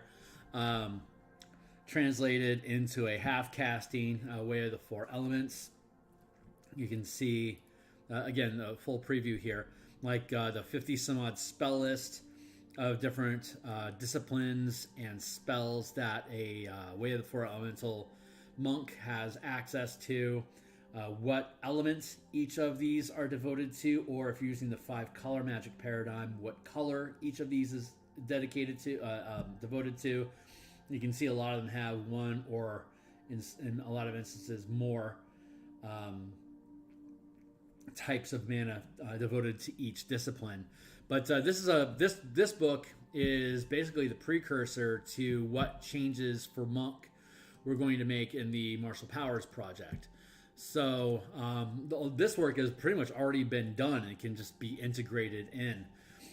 Obviously, the casting progression is going to shift a little bit because here it's a true half caster at 2, 5, 9, 13, 17, while using martial powers. The powers are different, so it's delayed to 2, 6, 10, 14, 18. And it's because the way these things work, they're on trigger. A lot of them don't have any setup before being used. So they are better action economy and have better... for half-casters anyway, better scaling. But having said that, most of the mechanics and approaches to how monks operate in the martial power system is looking at these different class features. That is, okay, great. You can see that this is still using the monk progression table, but when martial powers gets advanced, again, it'll be using the starting monks with a d6, which we'll probably see in the 5.5 playtest anyway, and then 8, and then 10. But for now, we're leaving it as little change to that monk progression table, integrating the half casting progression. And there's a ton of little changes that we make to like art of defense, flurry of attacks, art of mobility, missile deflection. These are all tweaks that we've made to the system with the information that we've gained from martial powers and just the spell point aesthetics that we've developed over the past 4 years, how they can impact and reimagine how the monk can act as more of a versatile martial, more like kind of like how we're seeing wizards sort of approach the battle master as like the default fighter type, and then you stack on these other things kind of on top of it. It's like how it looks like it's bending towards the Kensei tradition from monks, which opens up a lot of weapon usage to the monk. That's generally how we're looking at the base model of the monk, and then on top of it having half casting progression that's been key. And then we've also minimized the cost of key on things like, for example, the art of mobility, art of defense, flurry of attacks, missile deflection. There's instances here where these things do cost key to use, but there's also a lot of examples of where they don't. So again, this is full free preview. Feel welcome to thumb through it to see all the changes that we made to the class. Like whirlwind attack is an awesome deconstruction of the Steel Wind Strike spell at 5th level, and how that would scale in targets, distance, and damage from level 6 to 18 using the martial power system instead of just having Steel Wind Strike as a 5th level spell.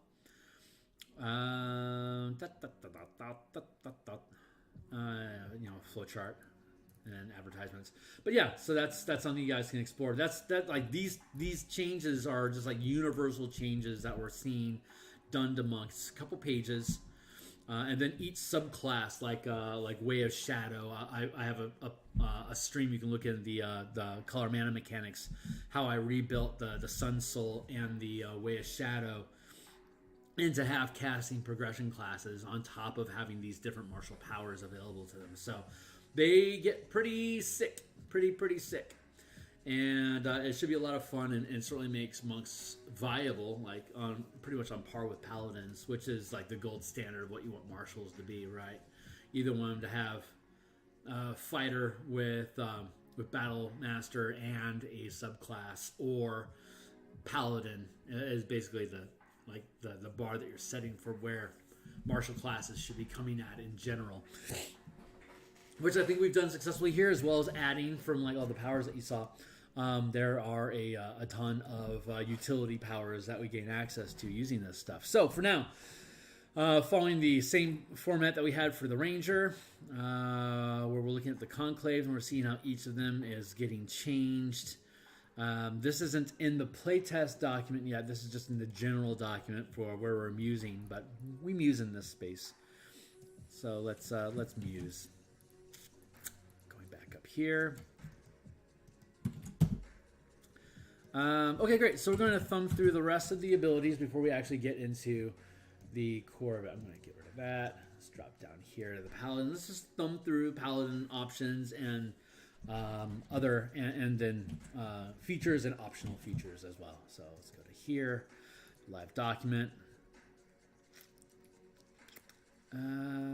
Paladin channeling, spell casting, martial power features, converting smite. Basically, anyone can use. Okay, so anyone can use these strike powers, right? They basically replace the paladin smite spell selection, but they add a ton of versatility. Anytime you hit something, it's an on-hit effect. So you hit at that point. That's when you decide to spend the mana. And when you do, it deals damage plus whatever pepper gets added on top of it, like flaming, like freezing strike. Your weapon can deal cold damage and add 1 power die per mana burned. And add 1 power die per mana burned. Additional cold damage. Period. The creature's movement is halved until the end of its next turn. So you're dealing like this cantrip half movement effect on top of dealing a specific damage, instead of being a normal paladin smite where it's you spin the spell slot, you get X amount of radiant damage on top of your weapon normal damage. This converts all weapon damage to the damage type appropriate for the strike, as well as dealing additional power dice of damage, and then having an additional debilitating effect. So that pretty much overrides and supersedes divine smite in general. Like, all these strikes are damage aside, subjectively better as far as utility and usage than just a smite, or the smite spells that cost you a bonus action to cast and then are included, then used when you strike, when you hit a target. This instead has those bonus smite spell sort of actions folded into the on-hit effect. So where does that leave Paladin? Paladin is basically not really special anymore compared to a fighter that can do this, or a barbarian that can do this, or a rogue that can do this, monk can do this, ranger can do this, and to a limited degree, artificers and warlocks can do this. So that takes away the special flag that Paladin has. So, but Paladin already had the ability to use a bonus action to cast a spell to amp up the damage and add an effect to the on-hit effect of the normal divine smite. So we're flipping the script on this. What we're doing now is instead a bonus action, you can decide to hype the damage that you deal. So when you channel a strike power, like you've already confirmed a hit. So you're making your attack action, you hit, you then choose to go down here and choose, like, say, Life Stealing Strike. So you deal damage and you get temporary hit points in exchange for it on the fly as part of the hit, right? So then on top of that, if you're a paladin, you can then make it a power smite by when you make that hit and you confirm the hit and you're going to use your strike power, you can then also use a bonus action to further increase the damage dealt. You can spend additional mana up to your maximum paladin channel limit to deal 1 additional power dice per mana burned. This damage can be weapon, radiant, or any other damage allowed by the strike power. And like for instance, when we were doing Freezing Smite, Freezing Strike, it was cold damage. So when you use Power Smite, you could deal cold damage, you could deal weapon damage, or you could deal radiant damage. You have a lot of flexibility there. Hopefully it doesn't make your brain freeze having so many options, but that's how the system works. For example, a 10th level paladin, which we know can 10th level equals 3rd rank powers. So a 10th level paladin that uses Corroding Strike can burn 3 mana to deal acid or necrotic damage and add 3d8 damage for 3 mana. And an additional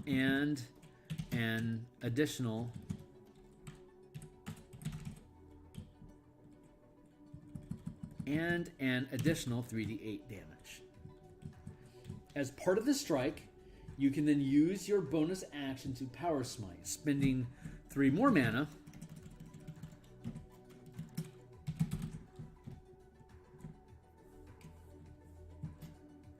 to deal a further 3d8 damage, which can be weapon, acid, necrotic, or radiant damage.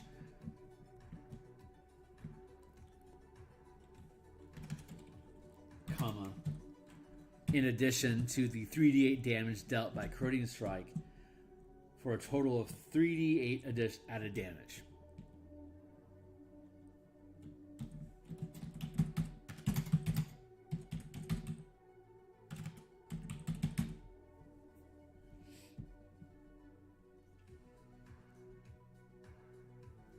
For a total of 68. So, like, if you were a third, I think it's Branding Smite. Yeah, like Branding Smite, I think is a first level power, first level spell. So if you were a 2nd level paladin and you use Divine Smite with a first level spell slot, you do 2d8, and then on top of it you would do, you'd spend 1 spell point a first level spell slot to, as a bonus action before the attack, Branding Smite. So you do, I think, like an extra 2d6. So you'd be doing 2d8 and 2d6 damage. There you go. Using this system, you would make your attack. If you hit, you then spend the mana. You'll do d6 point of whatever damage it is that you do. And then as a bonus action, as part of that attack, you can spend an additional point of mana to deal an extra d6 damage of radiant, weapon, or whatever damage type it is that you're dealing with the strike. So that's that. Anyway, that's how it works. So that's the smite feature. So let's just keep going through these things. These are the only changes that we've made to the class so far. We are now going through the process of going through the rest of the class features to see what needs to be fixed. Divine Sense. Presence is strong. Turn. Location slash a fiend or undead within 60 feet of you that is not behind total cover. You know the type. The same radius. You also detect the presence of any place or object that consecrated. You can use this feature a number of times equal to 1 plus your charisma modifier. When you finish a long rest, you regain all expended uses. No need to change that. Lay on hands. No need to change that. Fighting styles. No need to change those. Those are all still good. Spell casting. We already resolved that. Divine Smite. We just went over Divine Smite. Divine Health. 3rd level. Divine Magic flowing through you makes you immune to disease. Fantastic. No need to change that. Sacred Oaths, we'll get to all of that in a moment. Oath spells, the oath, there are spells that are provided on the list. You can still use we have a section about mixing powers and spell casting. But basically your oath spells, you can always gain them. If you're using powers and you have delayed, you're delayed, then you would gain the oath spells at 2. I think you gain your oath at 3rd level. So you would gain them then, as well as 2nd at 6th, 3rd, 4th, and then it's delayed. The DM can choose to still allow you to have them at 17, 13, 9, 5 if you wish. That's perfectly fine. But this system just looks to make that power acquisition uniform and pushing everything back a level than what their spellcasting counterpart would receive. But you still get your oath spells is the quick scheme that we're trying to make here. So there's no need to change those. Each spell costs 1 mana to cast, following the normal rules. If they require concentration if you have to maintain concentration for the spell, they count against your max channel limit. You can channel up to 5 ranks of power simultaneously, even if that means 5 separate first rank concentration effects. Let's look at that real quick. What kind of shenanigans can you actually pull together? Okay, so if I'm a 10th level paladin, I can sustain up to 3 ranks of power, which means I can choose 3 sustained powers to maintain together, or 1 first and 1 second, or a single third. So I have a huge list of shit that I can do. So let's look at go down here. Now we'll just go with this. So sustained as blind sense, sure. You could start doing smite stuff at range as a paladin, including, actually, that's a really good point. Power smite, when you channel a strike power through a melee attack. Keeping those restraints in place there. But with actually kind of through a melee attack.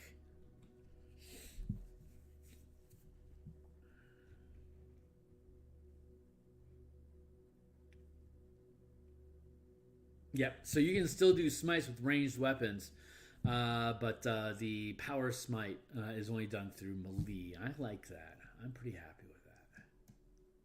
But, okay, so having said that, let's see. Crouching stance allows you to... actually, let's look at the... Yeah, okay, so let's see. We got power throw, which would allow you to throw your melee weapons and use martial powers while channeling them. There's power armor, which the paladin gets free armor proficiencies, so that's probably not as important to take. Quick assessment, rogue stance. Rogue stance could be super useful for a paladin, so you could lock that in. Quick assessment, you can add your proficiency modifier while making an ability check that you can use perception and insight. I can see a paladin wanting to use that maybe. Let's look at the expanded Blood Hunter. Boy, there's a lot going on for Blood Hunter at first level. Rite of Dawn, while sustaining his power, you shed bright light. Oh yeah, I can see a paladin taking Rite of Dawn. You can start in this effect. Additionally, you have resistance to necrotic damage. That's awesome. And then if you lock it, you can add 1 power die of radiant damage when you succeed with an attack. That's freaking great. So yeah, I can see a paladin taking Rite of Dawn. Lycanthropy is cool as hell, but maybe you're playing like a paladin of the Silver Flame in Eberron, which absolutely hate lycanthropes. They would never take this. But maybe they take elemental resistance on top of the Rite of Dawn.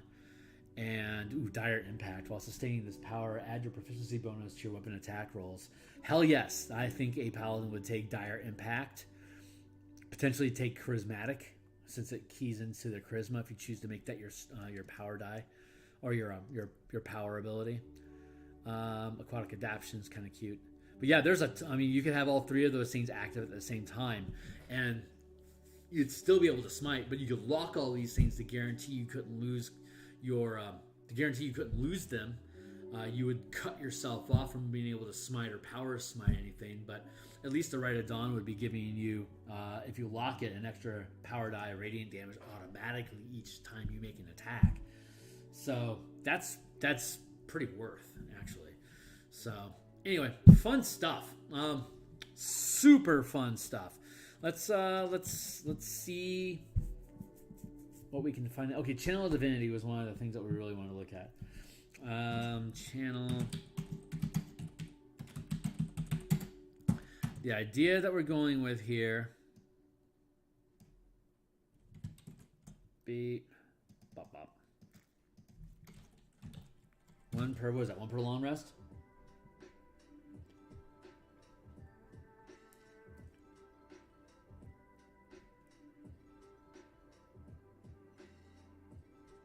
Use your Channel of Divinity.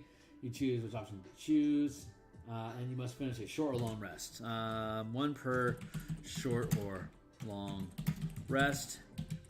Gain 2 options. Subclass with Oath. So, like we discussed I think it was either episode 15 or episode 14. It was the last one. It was episode 15. We were looking at the universal spell points where it talks about, and again, you can look at that document for free and you're welcome to. We look at the Ranger Drake Warden summoning a new Drake as part of its 3rd level Conclave feature. It costs a spell slot to do so. And the Artillerist can also summon a new turret at the cost of a spell slot. And they have about, I think, 16 spells that they gain from level 1 to 5 over the course of 20 levels. So if you were to convert that to the spell point system that we have here, in martial powers, a paladin or a ranger or an artificer ends up with 40 points at their top level, and so that means that if there are 16 spell slots and it costs you a spell slot to do this, what we have extrapolated from that is that at 3rd level it costs you 2 mana to summon a new Drake or to summon a new turret. So it ends up shaking out to 20 uses over the course of 40 mana. If that's all, it would be ridiculous for you to do all that stuff. So like 16 and then a 4th level spell, for instance, would track with being able to like use 15 spell slots to summon these things and like cast a 4th level spell while you're at it. So it paces. That math susses out. So the idea here is that the Channel of Divinity features are, in many instances, arguably as good as or better than any spell a paladin could cast, or even triggering a smite, a divine smite. So we are proposing that 1 per short or long rest, and can spend 2 mana to regain use.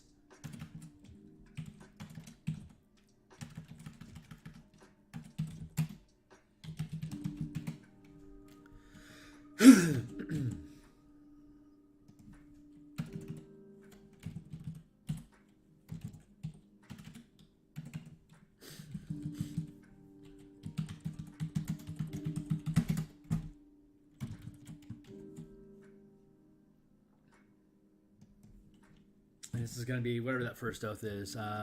Oath of Conquest. Yeah.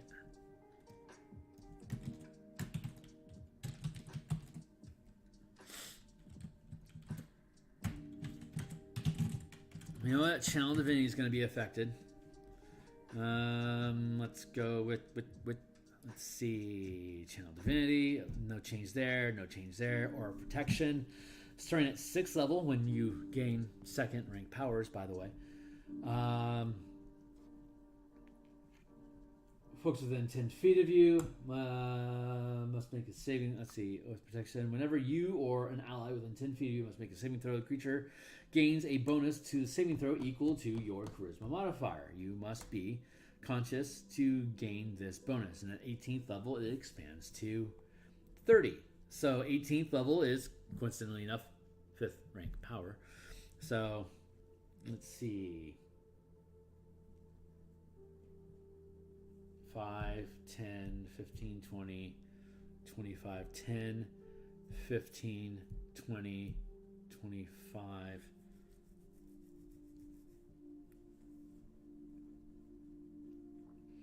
Interesting. I could scale this so it's like it's at 1 power, first rank power, second rank power. Second rank is 10 feet, and then third rank at 10th level is 15 feet. And then fourth rank at 14th level is 20 feet. And then fifth rank at 18th level is skip. It would be, if I smooth curve it, would be 25 feet. But if I skipped up, it'd then be 30. So I could do 2 equals 10. 3 equals 24. No. It's a little off. I can see, there's no need to change that. I was thinking about it like a stepping progression, since it starts at 6 and ends at 18. You got 6, 10, 14, 18. You've got 4 steps inside of there. But I think that's just mechanics glut. I don't need to change that. But I can take that as an indication about the range of 30 feet versus 10 feet. That's something I might consider for scaling martial powers in general. Like a lot of the maneuvers can affect things within a certain range. That's something worth considering. The range could be, I'm not gonna mess with that. I don't need to mess with that. So okay, at 10th level, which is when you gain third rank powers, you and friendly creatures within 10 feet of you cannot be frightened while you are conscious, and it spans out to 30 feet at 18th level. That's great. Improved Divine Smite. This gets nixed.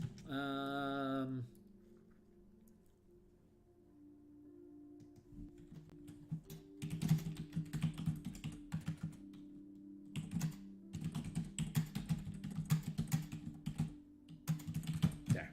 That did need to be said. Cleansing Touch, 14. That's when you gain 4th rank powers. You can use your action to end one spell on yourself or on one willing creature that you touch. You can use this feature a number of times equal to your charisma modifier. You regain expended uses when you finish a long rest.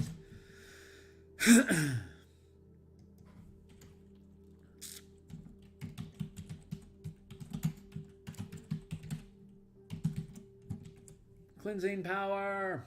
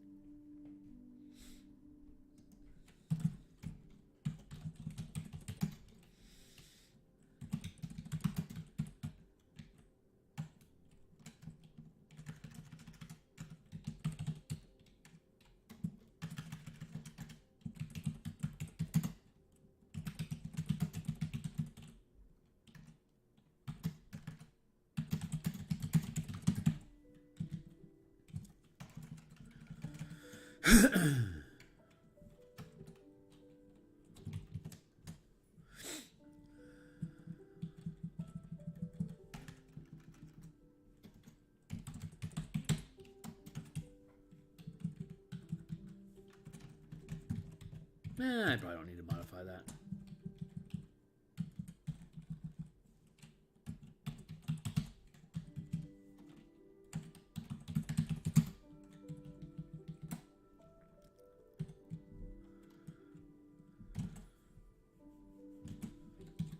This would be, let's see.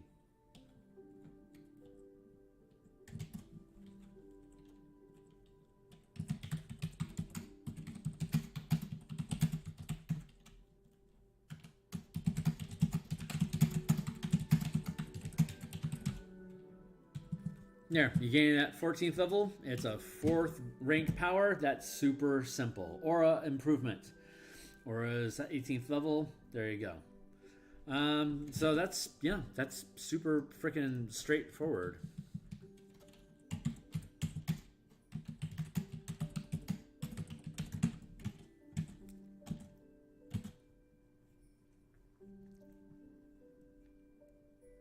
Let's see, additional spells, fighting styles added. That's fine. Blessed Warrior. You learn 2 cantrips. That's cool. I'm fine with that. By fighting, cool. Interception. That's fine. Harness Divine Power. 3rd level Paladin feature. You can expend a use of your Channel Divinity to fuel your spells. As a bonus action, you touch your holy symbol, utter a prayer, and regain 1 expended spell slot, the level of which can be no higher than half your proficiency bonus rounded up. The number of times you can use this feature is based Harness Divine Power.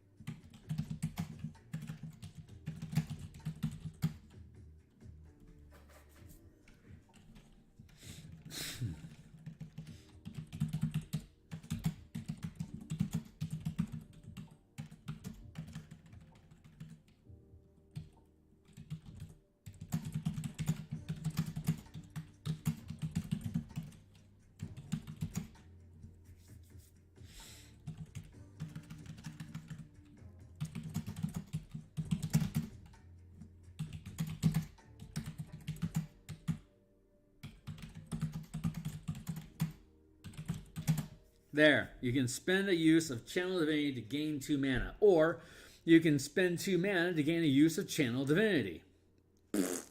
So, well, the one exploit that you have here is that if you are a Cleric Paladin, you can pick up Channel Divinities. I don't think it specifically says Paladin. You can expend a use of your Channel Divinity. So, yeah, you could have 3 Channel Divinities with a Cleric, which means that you could restore 6 mana total. And then use them, which is interesting because clerics can't use martial powers at all. It is not for them. Martial powers is not for wizards. It is not for now. It is not for. I can see us building a Gish sorcerer out of this, where the sorcerer uses sorcery points instead of mana to channel martial powers as Gish effects. Converting spell slots into additional sorcery points so that they could continue to fuel martial powers through this. But I like that idea, but it clashes with the sorcerer, the spell point sorcery build that I'm creating. It would basically give the sorcerer a mana pool of 100 spell points instead of like 40 for a paladin here. So it's, but I mean, they would still have the slow progression. Like they wouldn't be able. It wouldn't be that they can, and warlocks too. They wouldn't be able to use 5th rank powers at 9th level warlock or 9th level sorcerer. It would be 18th level, like all the other martial powers are accessible through. So as a Gish option, it's actually pretty cool. And is debatably okay to use. I'm super happy with it for warlock.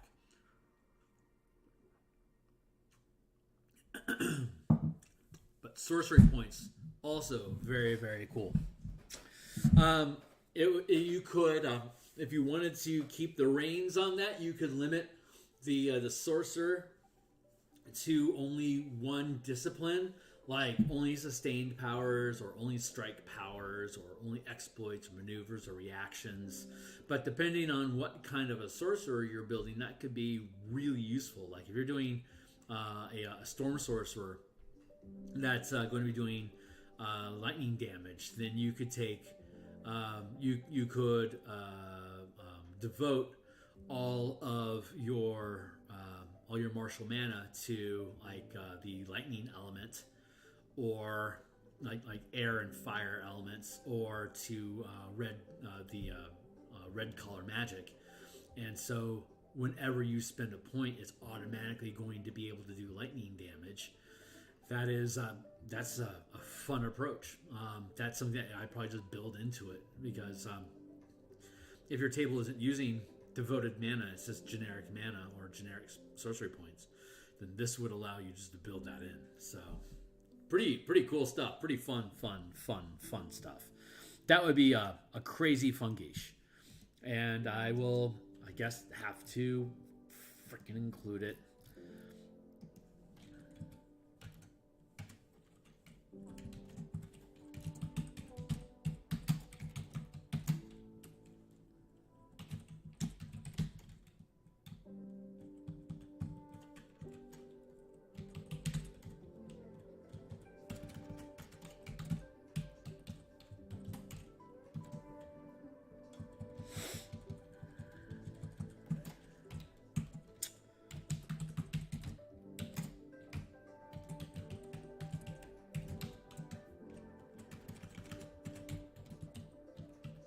Yeah, Valkyrie Bloodline sounds pretty cool.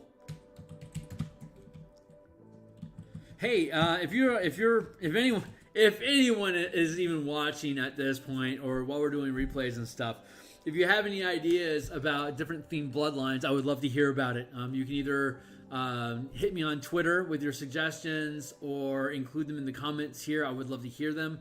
Valkyrie, that seems like a really good go-to for a bloodline. Maybe Valkyrie, like a Berserker or Valkyrie Bloodline.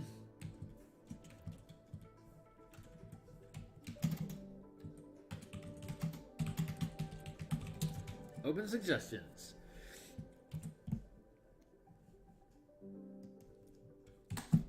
Yeah, I'll probably drop a conversation about that in probably in Indestructiboy's Discord channel. So check him out there. Let's go back to here. What else we got? Okay, so that's all that is all the actual features of the Paladin. So we are officially inside of Power O's. I'm going to. Oh, it's 1 o'clock. I am going to set a timer. I got about an hour to go through stuff. So if we don't get through it all today, we'll come back and we'll chew on stuff later on. But great, let's get started. Oath of Conquest. Da, da, da, da, da.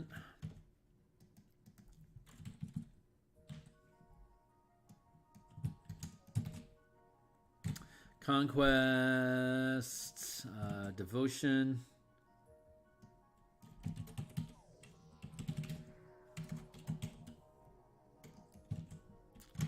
Devotion, glory.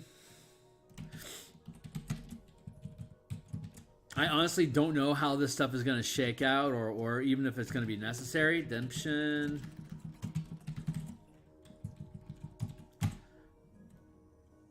Ancients.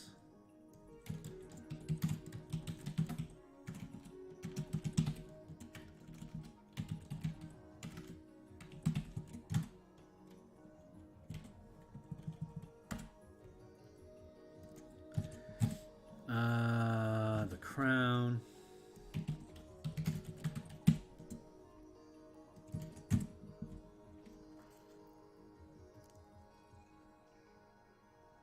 Is that? Where does this thing come from?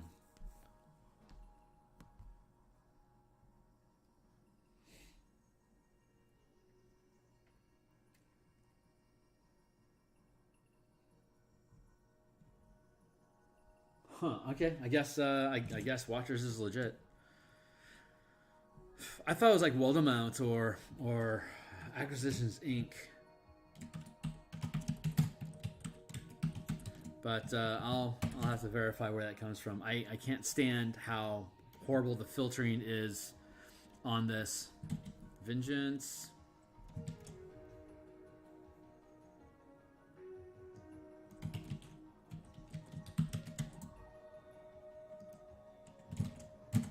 then Oathbreaker.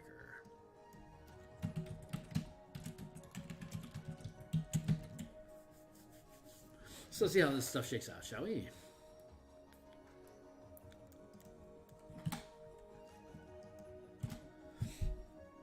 Okay, so and I might not actually need to list any of these. It could just be that these features like this Channel Divinity, you get a refresh of 2 mana. That's good enough.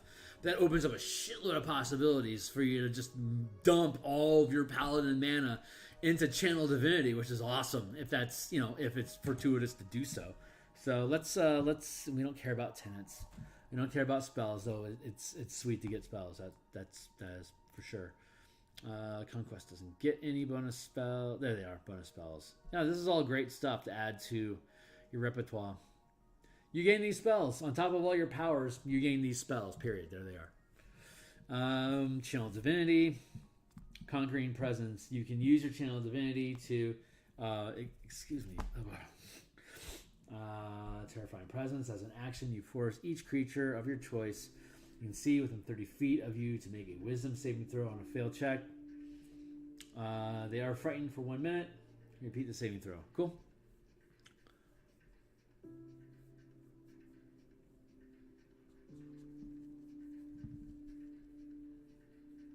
And Guiding Strike. This is Oath of Conquest. You can use your Channel Divinity to strike with supernatural accuracy. When you make an attack roll, you can use your Channel Divinity to gain a +10 bonus to the roll. You make this choice after you see the roll, but before the DM says whether the attack hits or misses. That's fantastic. 2 mana for a +10 to hit. Yes. That is effectively an exploit. So...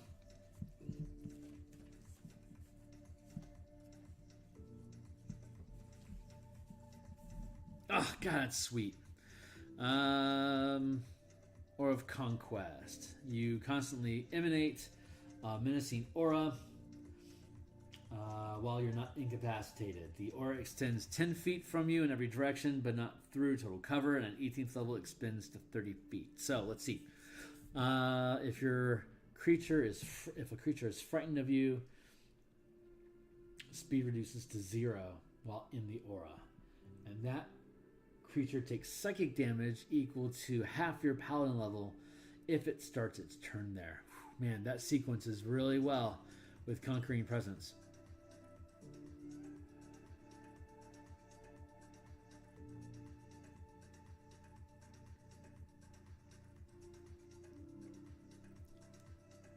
Damn, dude, that's hot.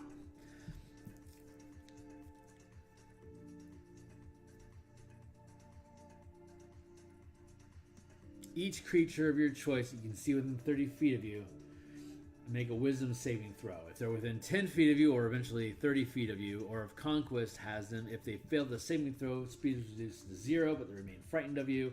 Frightened condition equals frightened creatures has disadvantage on ability checks and attack rolls while the source of the fear is within line of sight.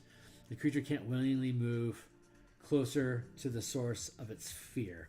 So speed is 0. It's at disadvantage on ability checks and strikes, and it can make a saving throw at the end of each of its turn, which is how I've formatted each of the martial powers already. So this is great. Ending the effect if it's successful. That's oh god, that's so cool. Being able to refresh that is super cool. So I'm good with that. Scornful Rebuke, starting at 15th level. Those who dare to strike you are psychically punished for their audacity. Whenever a creature hits you with an attack, that creature takes psychic damage equal to your charisma modifier if you're not incapacitated. And then Invincible Conqueror, at 20th level, you gain the ability to harness extraordinary martial prowess. As an action, you can magically become an avatar of conquest, gaining the following benefits for 1 minute. You have resistance to all damage. When you take the attack action on your turn, you can make 1 additional attack as part of that action. Your melee weapon attacks score a crit on a 19 or 20. Once you use the feature, you can't use it again until you finish a long rest.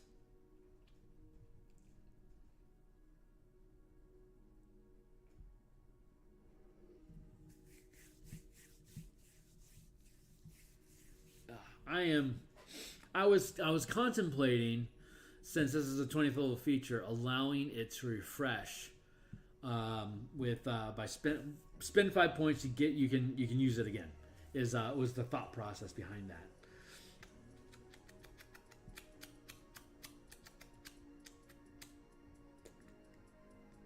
Like this basically just becomes a sustainability, but it doesn't require sustain to use it. It just lasts a minute. But it's a good example of what 5th rank powers could, like what 5th rank auras could be, or the word I am looking for is sustained powers. Thank you. This is a good example of what sustained powers could be like. You gain the ability to harness extraordinary martial power in the action. You gain resistance to all damage. But I don't want to have 5th rank powers in my game.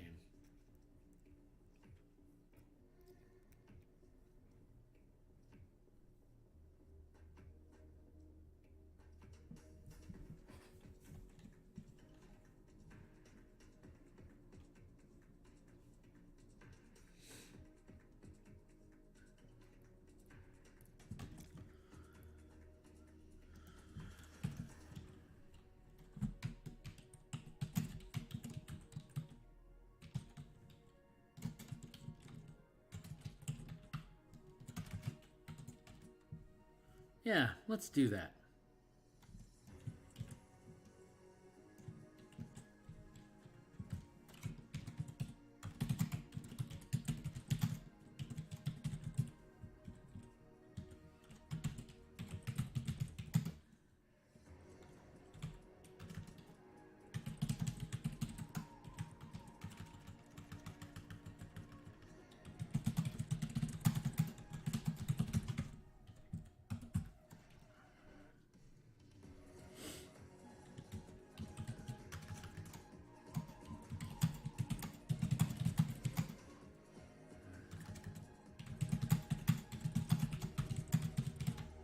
There. I like that. You have to wait till 20th level to get it. I mean, it's the end of the damn game. Let him use as much as he wants. He only has 40 mana after all.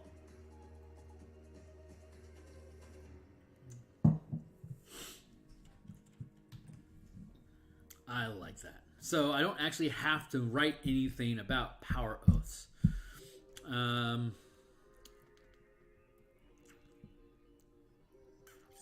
Not for conquest. Let's look at devotion just to see what we're getting into. Channel divinity. Okay, as an action, you can imbue one weapon that you're holding with positive energy using your divine channel divinity for 1 minute. You add your charisma modifier to attack rolls made with that weapon. Weapon also emits bright light, 20-foot radius, dim light 20 feet beyond that. If the weapon is not already magical, it becomes magical for the duration. You can end this effect on your turn as part of any other action. If you're no longer holding or carrying a weapon and you fall unconscious, the effect ends. Okay, great. And otherwise, turn the unholy. As an action, you present your holy symbol and speak a prayer censoring fiends and undead using your channel divinity. Each fiend or undead that you can see or hear within 30 feet of you must make a wisdom saving throw. If the creature fails its saving throw, it is turned for 1 minute or until it takes damage. Turned creatures must spend its turn trying to move as far away from you. It basically becomes frightened. Oath spells. Hooray. Okay, I got no reason to change that. Let's look at the Holy Nimbus, 20th level capstone feature. As an action, you can emanate an aura of sunlight. For 1 minute, bright light shines. Enemies start to turn bright light. The creature takes 10 radiant damage. Okay, we've got stuff that does similar. In addition, for the duration, you have advantage on saving throws against spells cast by... Okay, that's easy enough. We got stuff that does that. Once you use your feature, you can't use it again until you finish the long rest. Cool, I'm good with that. Oath of Glory. Spells, channel. Peerless Athlete. As a bonus action, you can use your channel divinity to augment your athleticism for the next 10 minutes. You have advantage on strength and dexterity checks. You can carry, push, drag, blah. And the distance alone, high jumps, blah. Fine. What is this? Glory? Jesus. Alacrity, thank you. You emanate an aura that fills you and your companions with supernatural speed, allowing you to race across the battlefield in formation. Your walking speed increases by 10 feet. In addition, if you aren't incapacitated, walking speed of an ally will start within 5 feet of you, increases by 10 feet until the end of that turn. That's cool. And it becomes 30 feet. Range of the aura increases to 10 feet.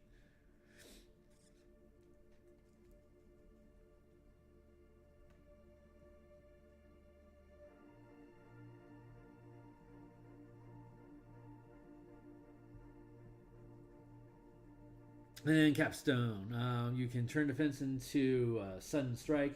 When you or another creature you can see within 10 feet of you is hit by an attack roll, you can use your reaction to grant a bonus to the target's AC against that attack, potentially causing it to miss. This bonus equals to your charisma modifier. If the attack misses, you can make one melee attack against that attacker as part of the reaction. That's fine. This is all good.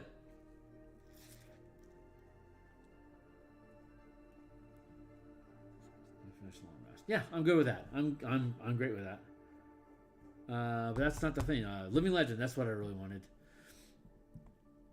You can empower yourself with the legends, whether true or exaggerated. You are blessed with the unruly presence, gain an advantage on Christmas. I'm fine with that. Make weapon attack and miss. You can cause that attack to hit instead. Sure, okay. Once on each of your turns, that's great. If you fail a saving throw, you can use your reaction to re-roll it. And you must use new roll. Okay, I'm good with that. That's powerful, but it's 5th. So, yeah, see, once you use this feature, you can't use it again until you finish a long rest unless you spend a 5th level spell slot to use it again. See, it's already built in here. This is how they were thinking. This is how I'm thinking. I've literally never read that before. So I'm happy to see that we have the same design aesthetics, Wizards, moving forward. Mystery of Peace.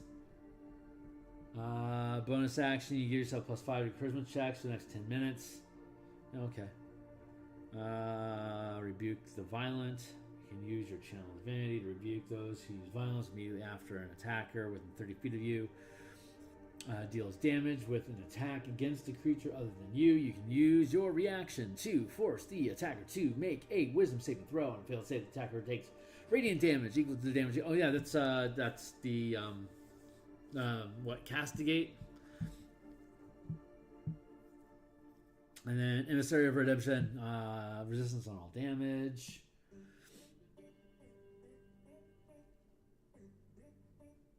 And whenever a creature hits you with an attack, it takes radiant damage equal to half the damage you take from the attack. Hey, that's vicious. Love it. The Ancients. There's nothing here that says I'm out of line about that 2 mana to refresh the Channel Divinity and the 5 mana to refresh the capstone. I'm super good with this. Just gonna finish going through here and then we'll call it day.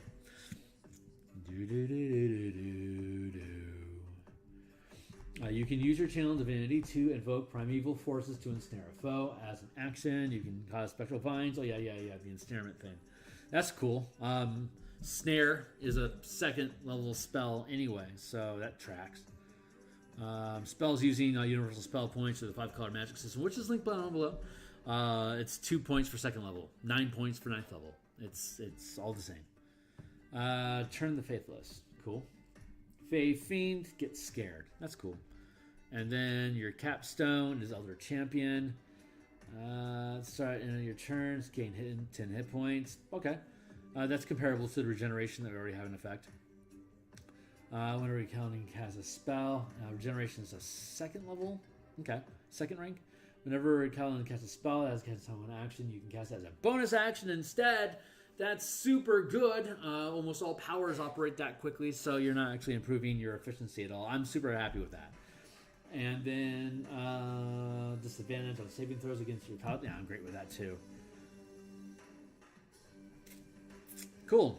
With a crown. Yeah, I'm happy with that. I'm happy to give you that back for another 5 points. Burn them away. Burn them away.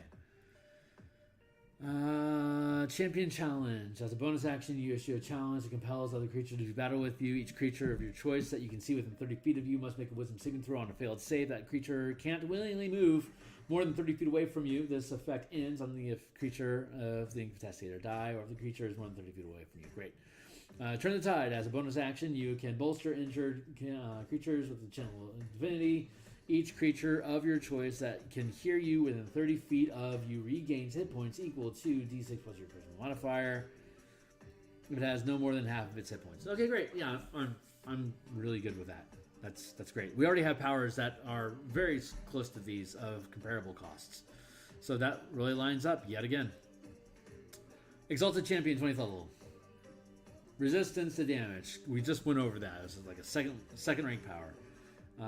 Advantage on death saving throws. We can stabilize somebody as maneuver for 1 mana. And advantage on saving throws, which is Iron Will, which is a 2nd rank power. So this is that makes sense. Who cares about Oath of the Sea? It's not Wizard of the Coast stuff. It's technically no better than Homebrew. So if your Homebrew is good, so is theirs, but it's not actually Wizard of the Coast content, so I am not held responsible for making sure my stuff jibes with it. No direct hate on the Critical Role. It's just, it's a third party, so I don't need to make sure it makes sense. But hey, well, let's look at it anyway. Let's look at Oath of the Open Sea.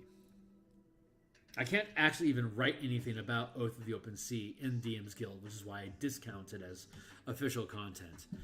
Even though, obviously, my document is third-party, also, it is at least available for sale on the DMsGuild website.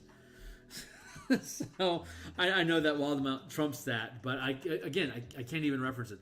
I am hoping that as 5.5 proceeds and Wizards further integrates with DMs, with the D&D Beyond, that anything that's on D&D Beyond becomes available for people on DMsGuild to produce alternate concepts for. So that is my hope. Marine Layer. As an action, you channel a sea, create a thick fog. Okay, cool. So it's fog cloud. And then Fury of Tides, bonus action, channel powerful might of the sea to bolster your attacks for 1 minute. And once the power turn, you have a creature weapon attack. You can choose to push the creature 10 feet away with waves of blade. That's cool. Yeah, I'm good with you getting that back for 2 mana. That's Thunderwave. That's easy. Mystic Smash Bomber. Climbing speed, sure. Advantage attack rolls, okay. Dash disengage, cool. Yep, I'm happy with that for 5 mana. Oath of the Watchers. Hey, yo, what up? Alright, let's look at the rest of these things. What have we done? Oath of the Watcher, Watcher's Will. Channel Divinity, invest your presence and warding power as an action. You can choose a number of creatures you can see within 30 feet up to an equal number of charisma modifier for 1 minute. You and the chosen creatures have advantage on intelligence, wisdom, and charisma saving throws. Wow, that's great. I'm totally cool with you spending 2 mana to do that again. Whew, man, that efficiency, that's great. Abjure the Extraplanar. You can use your channel ability to castigate unworldly beings. As an action, you present your holy symbol, and each aberration, celestial, elemental, fey, fiend creature within 30 feet you can hear you. Failed save, they are frightened. Must run away. Aura of the Sentinel. Skip. Mortal Bulwark, great. Man, True Sight, nice. You have advantage on attack rolls against aberrations body block. When you hit attack roll, damage dealt to it, you can also force it to make a charisma saving throw. On a failed save, the creature is magically banished to its native plane of existence if it's not currently there. On a successful save, the creature can't be banished this way for more than 24 hours, for the next 24 hours.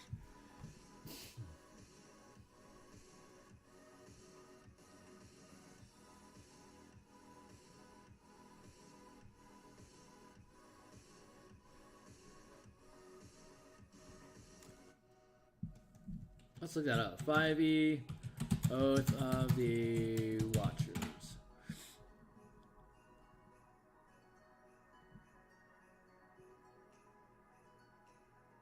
Oh, is this UA? Is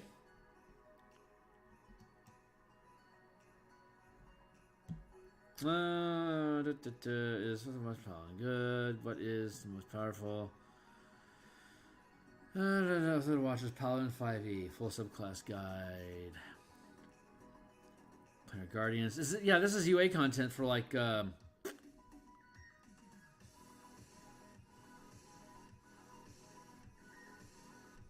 Is it UA content? It doesn't. I don't think it was listed as UA content, right?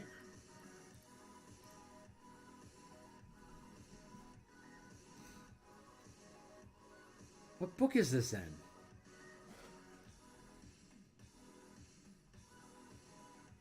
Jeez, how obnoxious. It doesn't. I hate how it doesn't list what book stuff we're in. What book is Oath of the Watchers? Ugh. Maybe this will tell us. Is it UA?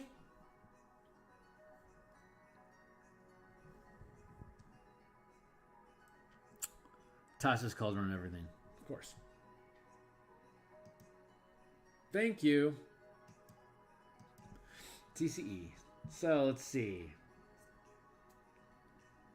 True sight. Okay. When you hit a creature with an attack roll and deal damage to it, you can also force it to make a charisma saving throw against your spell save. On a failed save, the creature is banished to its native plane. Period.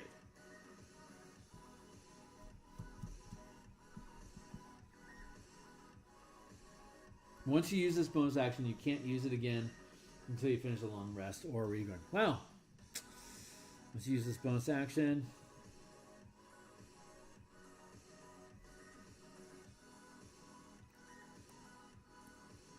Yep, okay, I'm cool with that. That makes sense. Okay. Vengeance. Abjure champion. Abjure enemy. The holy symbol, speaker, creature, saving throw. Or it's scared and runs away. Vile Enmity. Bonus action. You can use Vile Enmity against a creature you can see within 10 feet of you. You channel divinity. You gain advantage on attack rolls against that creature. Okay, that's cool. It's basically Hunter Mark. The Vow. I'm good with both of those being refreshed for 2 mana. Avenging Angel, gotta love that. Wing Sprout, you can fly. Emanate Aura of Menace, 50-foot area. First time, and it becomes frightened of you. I'm cool with that. And then Oathbreaker. What up, Breaky? Control Undead. That's cool. As an action, player targets one undead creature you can see within 30 feet. Wisdom saving throw on fail. Target must obey the paladin's command for the next 24 hours, or until the paladin uses the the channel divinity option again. Bam, right there is limiter. Awesome with it. Dreadful aspect. Action 30 feet. Wisdom saving throw. Failed save. Target is frightened. Cool. And then Dreadlord 20. As an action, surround yourself with Aura of Gloom. Dim light. Frightened of you. If you're near, take psychic. Yeah, I'm great with that. I'm totally great with that. This is awesome. Okay, great. So yeah, we have successfully processed all of the paladin abilities. All of these are totally jiving. I actually don't need to make any additional comments about any of those. All I gotta do is add these martial power features. Go back to the paladin.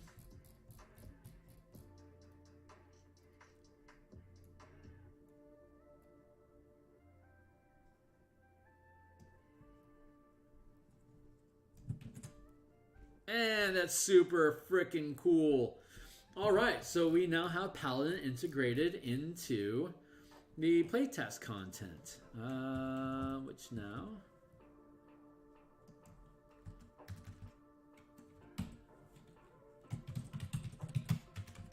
includes Barbarian, Fighter, Ranger, Fighter, Paladin, Ranger,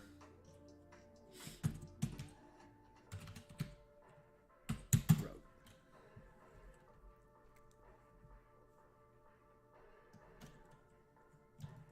I'm going to cut that. Let's we'll put the document here real quick. Here.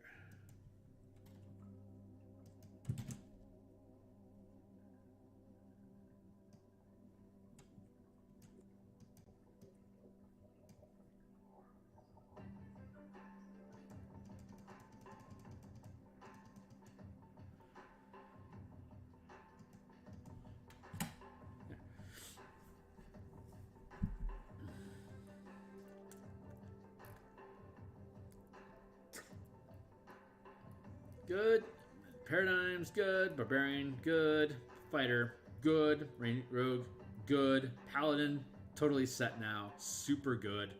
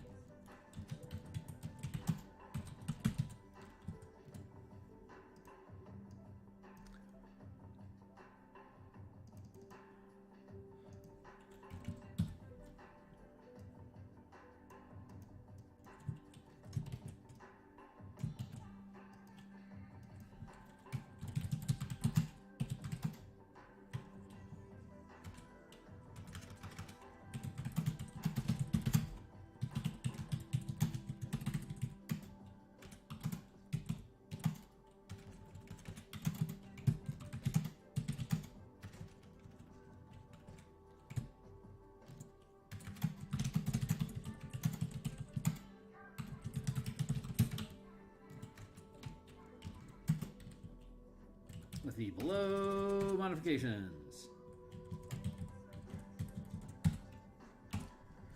Period. Divine channeling, harness, oath. Bam! All right, that was awesome, guys. Yeah, there's your playtest document. We will. So that resolves Paladin. Let's go down here to our list of stuff.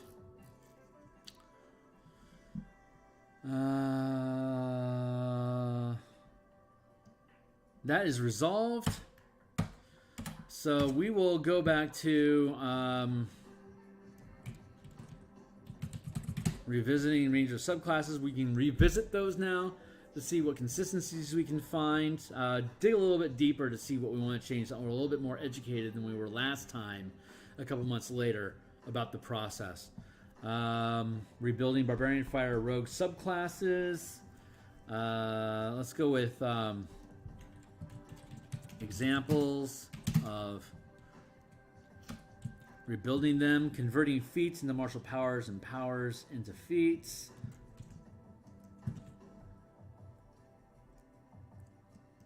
Artificers, infusing power armor, artificer subclasses, magic items called power gear, warlock power invocations,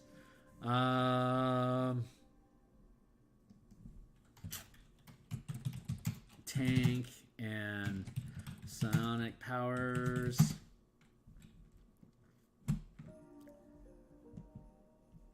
So I think next week when we come back, we're going to spend time looking at, instead of acquiring a going back to the top here, so you can see over the course of 20 levels you get 16 powers, right? Well, we have this list of 200-ish powers that you can choose from, but we're also exploring the idea of, hey, instead of gaining a power, you can acquire a feat instead, or instead of acquiring a feat, you can choose a martial power appropriate. Like if you're like, you know, a 12th level fighter and you're using martial powers and you just got an ASI, you can, instead of gaining the SI or instead of gaining a feat, you can instead pick up a martial power up to 3rd rank. So ubiquitous. But we also have the option of doing things like a sharpshooter, Pam, Great Weapon Master. Like we could have those available at 6th level instead of 2nd level. If you're trying to if you're trying to make a smoother curve, like, yeah, I suspect when Wizards of the Coast updates 5.5, we're going to see them putting level prerequisites on different feats, and like Pam, Sharpshooter, Sentinel, Great Weapon Master, like the big 6. Those are going to probably have a prerequisite of 4th level, or possibly, I doubt it'll be 8th level. I think 4th level will be the furthest they take it.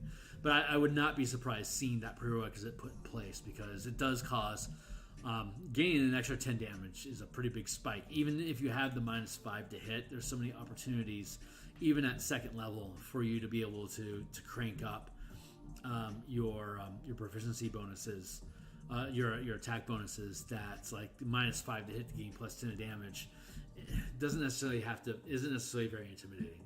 So anyway, that's my thought process. So we're going to come back when we come back next week. We're going to look at feats to see how they fall into the scaffolding, and then we're going to start going through all of the. You got to scroll down here. You can see that we chewed through the conversion ideation. We already did all the Blood Hunter stuff. And what else we have are control and tanking powers for controlling enemies' movements, as well as, boy, there's a slew of them. We also have the telekinesis control powers. We have cinematic hybrid stuff. We have time shift stuff like alacrity, time stop, different things like that. And then you have the concept of spell cracking, which is a type of maneuver and exploit system for rogues and instead of safe cracking, you're spell cracking. So like it modifies or unravels spell effects instead of using counterspell and dispel magic. It's the art of spell cracking, which is something that we're exploring as a side project inside of the martial projects. And then we also have Incarnum ideas that came out of the Book of Incarnum, which was a 3rd edition product, which is super cool. Yeah, and then we've just got general ideas that we'll be able to come sweep through. So we're going to start sweeping through all this stuff, and then probably in 2 weeks, what's that going to be? So we're going to go with feats and processing powers. That'll probably take us. It's 4th of July. I'm going to have off, so I probably won't be here on the 4th of July. So we're going to start the feat conversion on the 27th. And I won't be here on the 4th, so we'll probably do martial power makeup on Tuesday the 5th, which is when I would expect us to get into the rest of the channel powers. 11th, 15th. I bet by the 18th or the 25th. I suspect by July 25th we'll be finished with going through all these alternate powers and adding them to the larger spell list, which will then finalize what powers will actually be in the book as a whole. I could potentially even hold off on these time distortion and TK abilities. Like, I think tank should be core in the book, and I want to have blood hunter stuff. Maybe I'll keep the blood hunter stuff separated, like as blood hunter conversion or something. I like the idea of them being part of the main spiel, but I also like having them separated. So I might end up doing both. I might end up having like as an appendix, like these were the blood hunter conversions, like these are psionic telekinetic stuff conversions that you can have. I don't know. I'm not sure how I'm gonna. Maybe I'll keep blood hunters separate on purpose. It'd also make a really fun tear out. So I might just keep track of blood hunter as separate powers, as a promotional pay what you want sort of thing. Maybe not. It would be a lot of work for me to do that. Probably not worth it. Anyway, at this point, I'm just musing. So, hey, we're done. Like and subscribe, please. Check out my other projects, the artwork that I've been doing here on stream. I would love your support. The Patreon, go there, grab all this playtest content. It's free to look at. If you want to encourage me to continue making more, please purchase. Go to DMsGuild to look at all the books that I've already put out that are 100% preview and that I published. This will be included among them, as well as the In Command book, as well as the Eberron adventure that I'm working on, as well as the Eberron adventure toolkit that I'm building. All that stuff. If I publish it, it's 100% preview. So go check it out. Fall in love with it, buy it, support it. Twitter, like and subscribe. Follow me on Twitter so you can keep up to date on stuff that I do. So I start punching out artwork, I'll put that stuff on there too. You'll see that update. And thanks so much for investing time with me today. I'll see you guys this Friday. We're going to be continuing our work on converting Descent into Avernus into the In Command mass combat system. We're working on Infernal Machines and Convoy Combat, which is super fun to work with at the 50-foot scale down to 5-foot scale. Again, like and subscribe. Check it all out. I'm really looking forward to seeing you guys here on the other side. Thanks so much.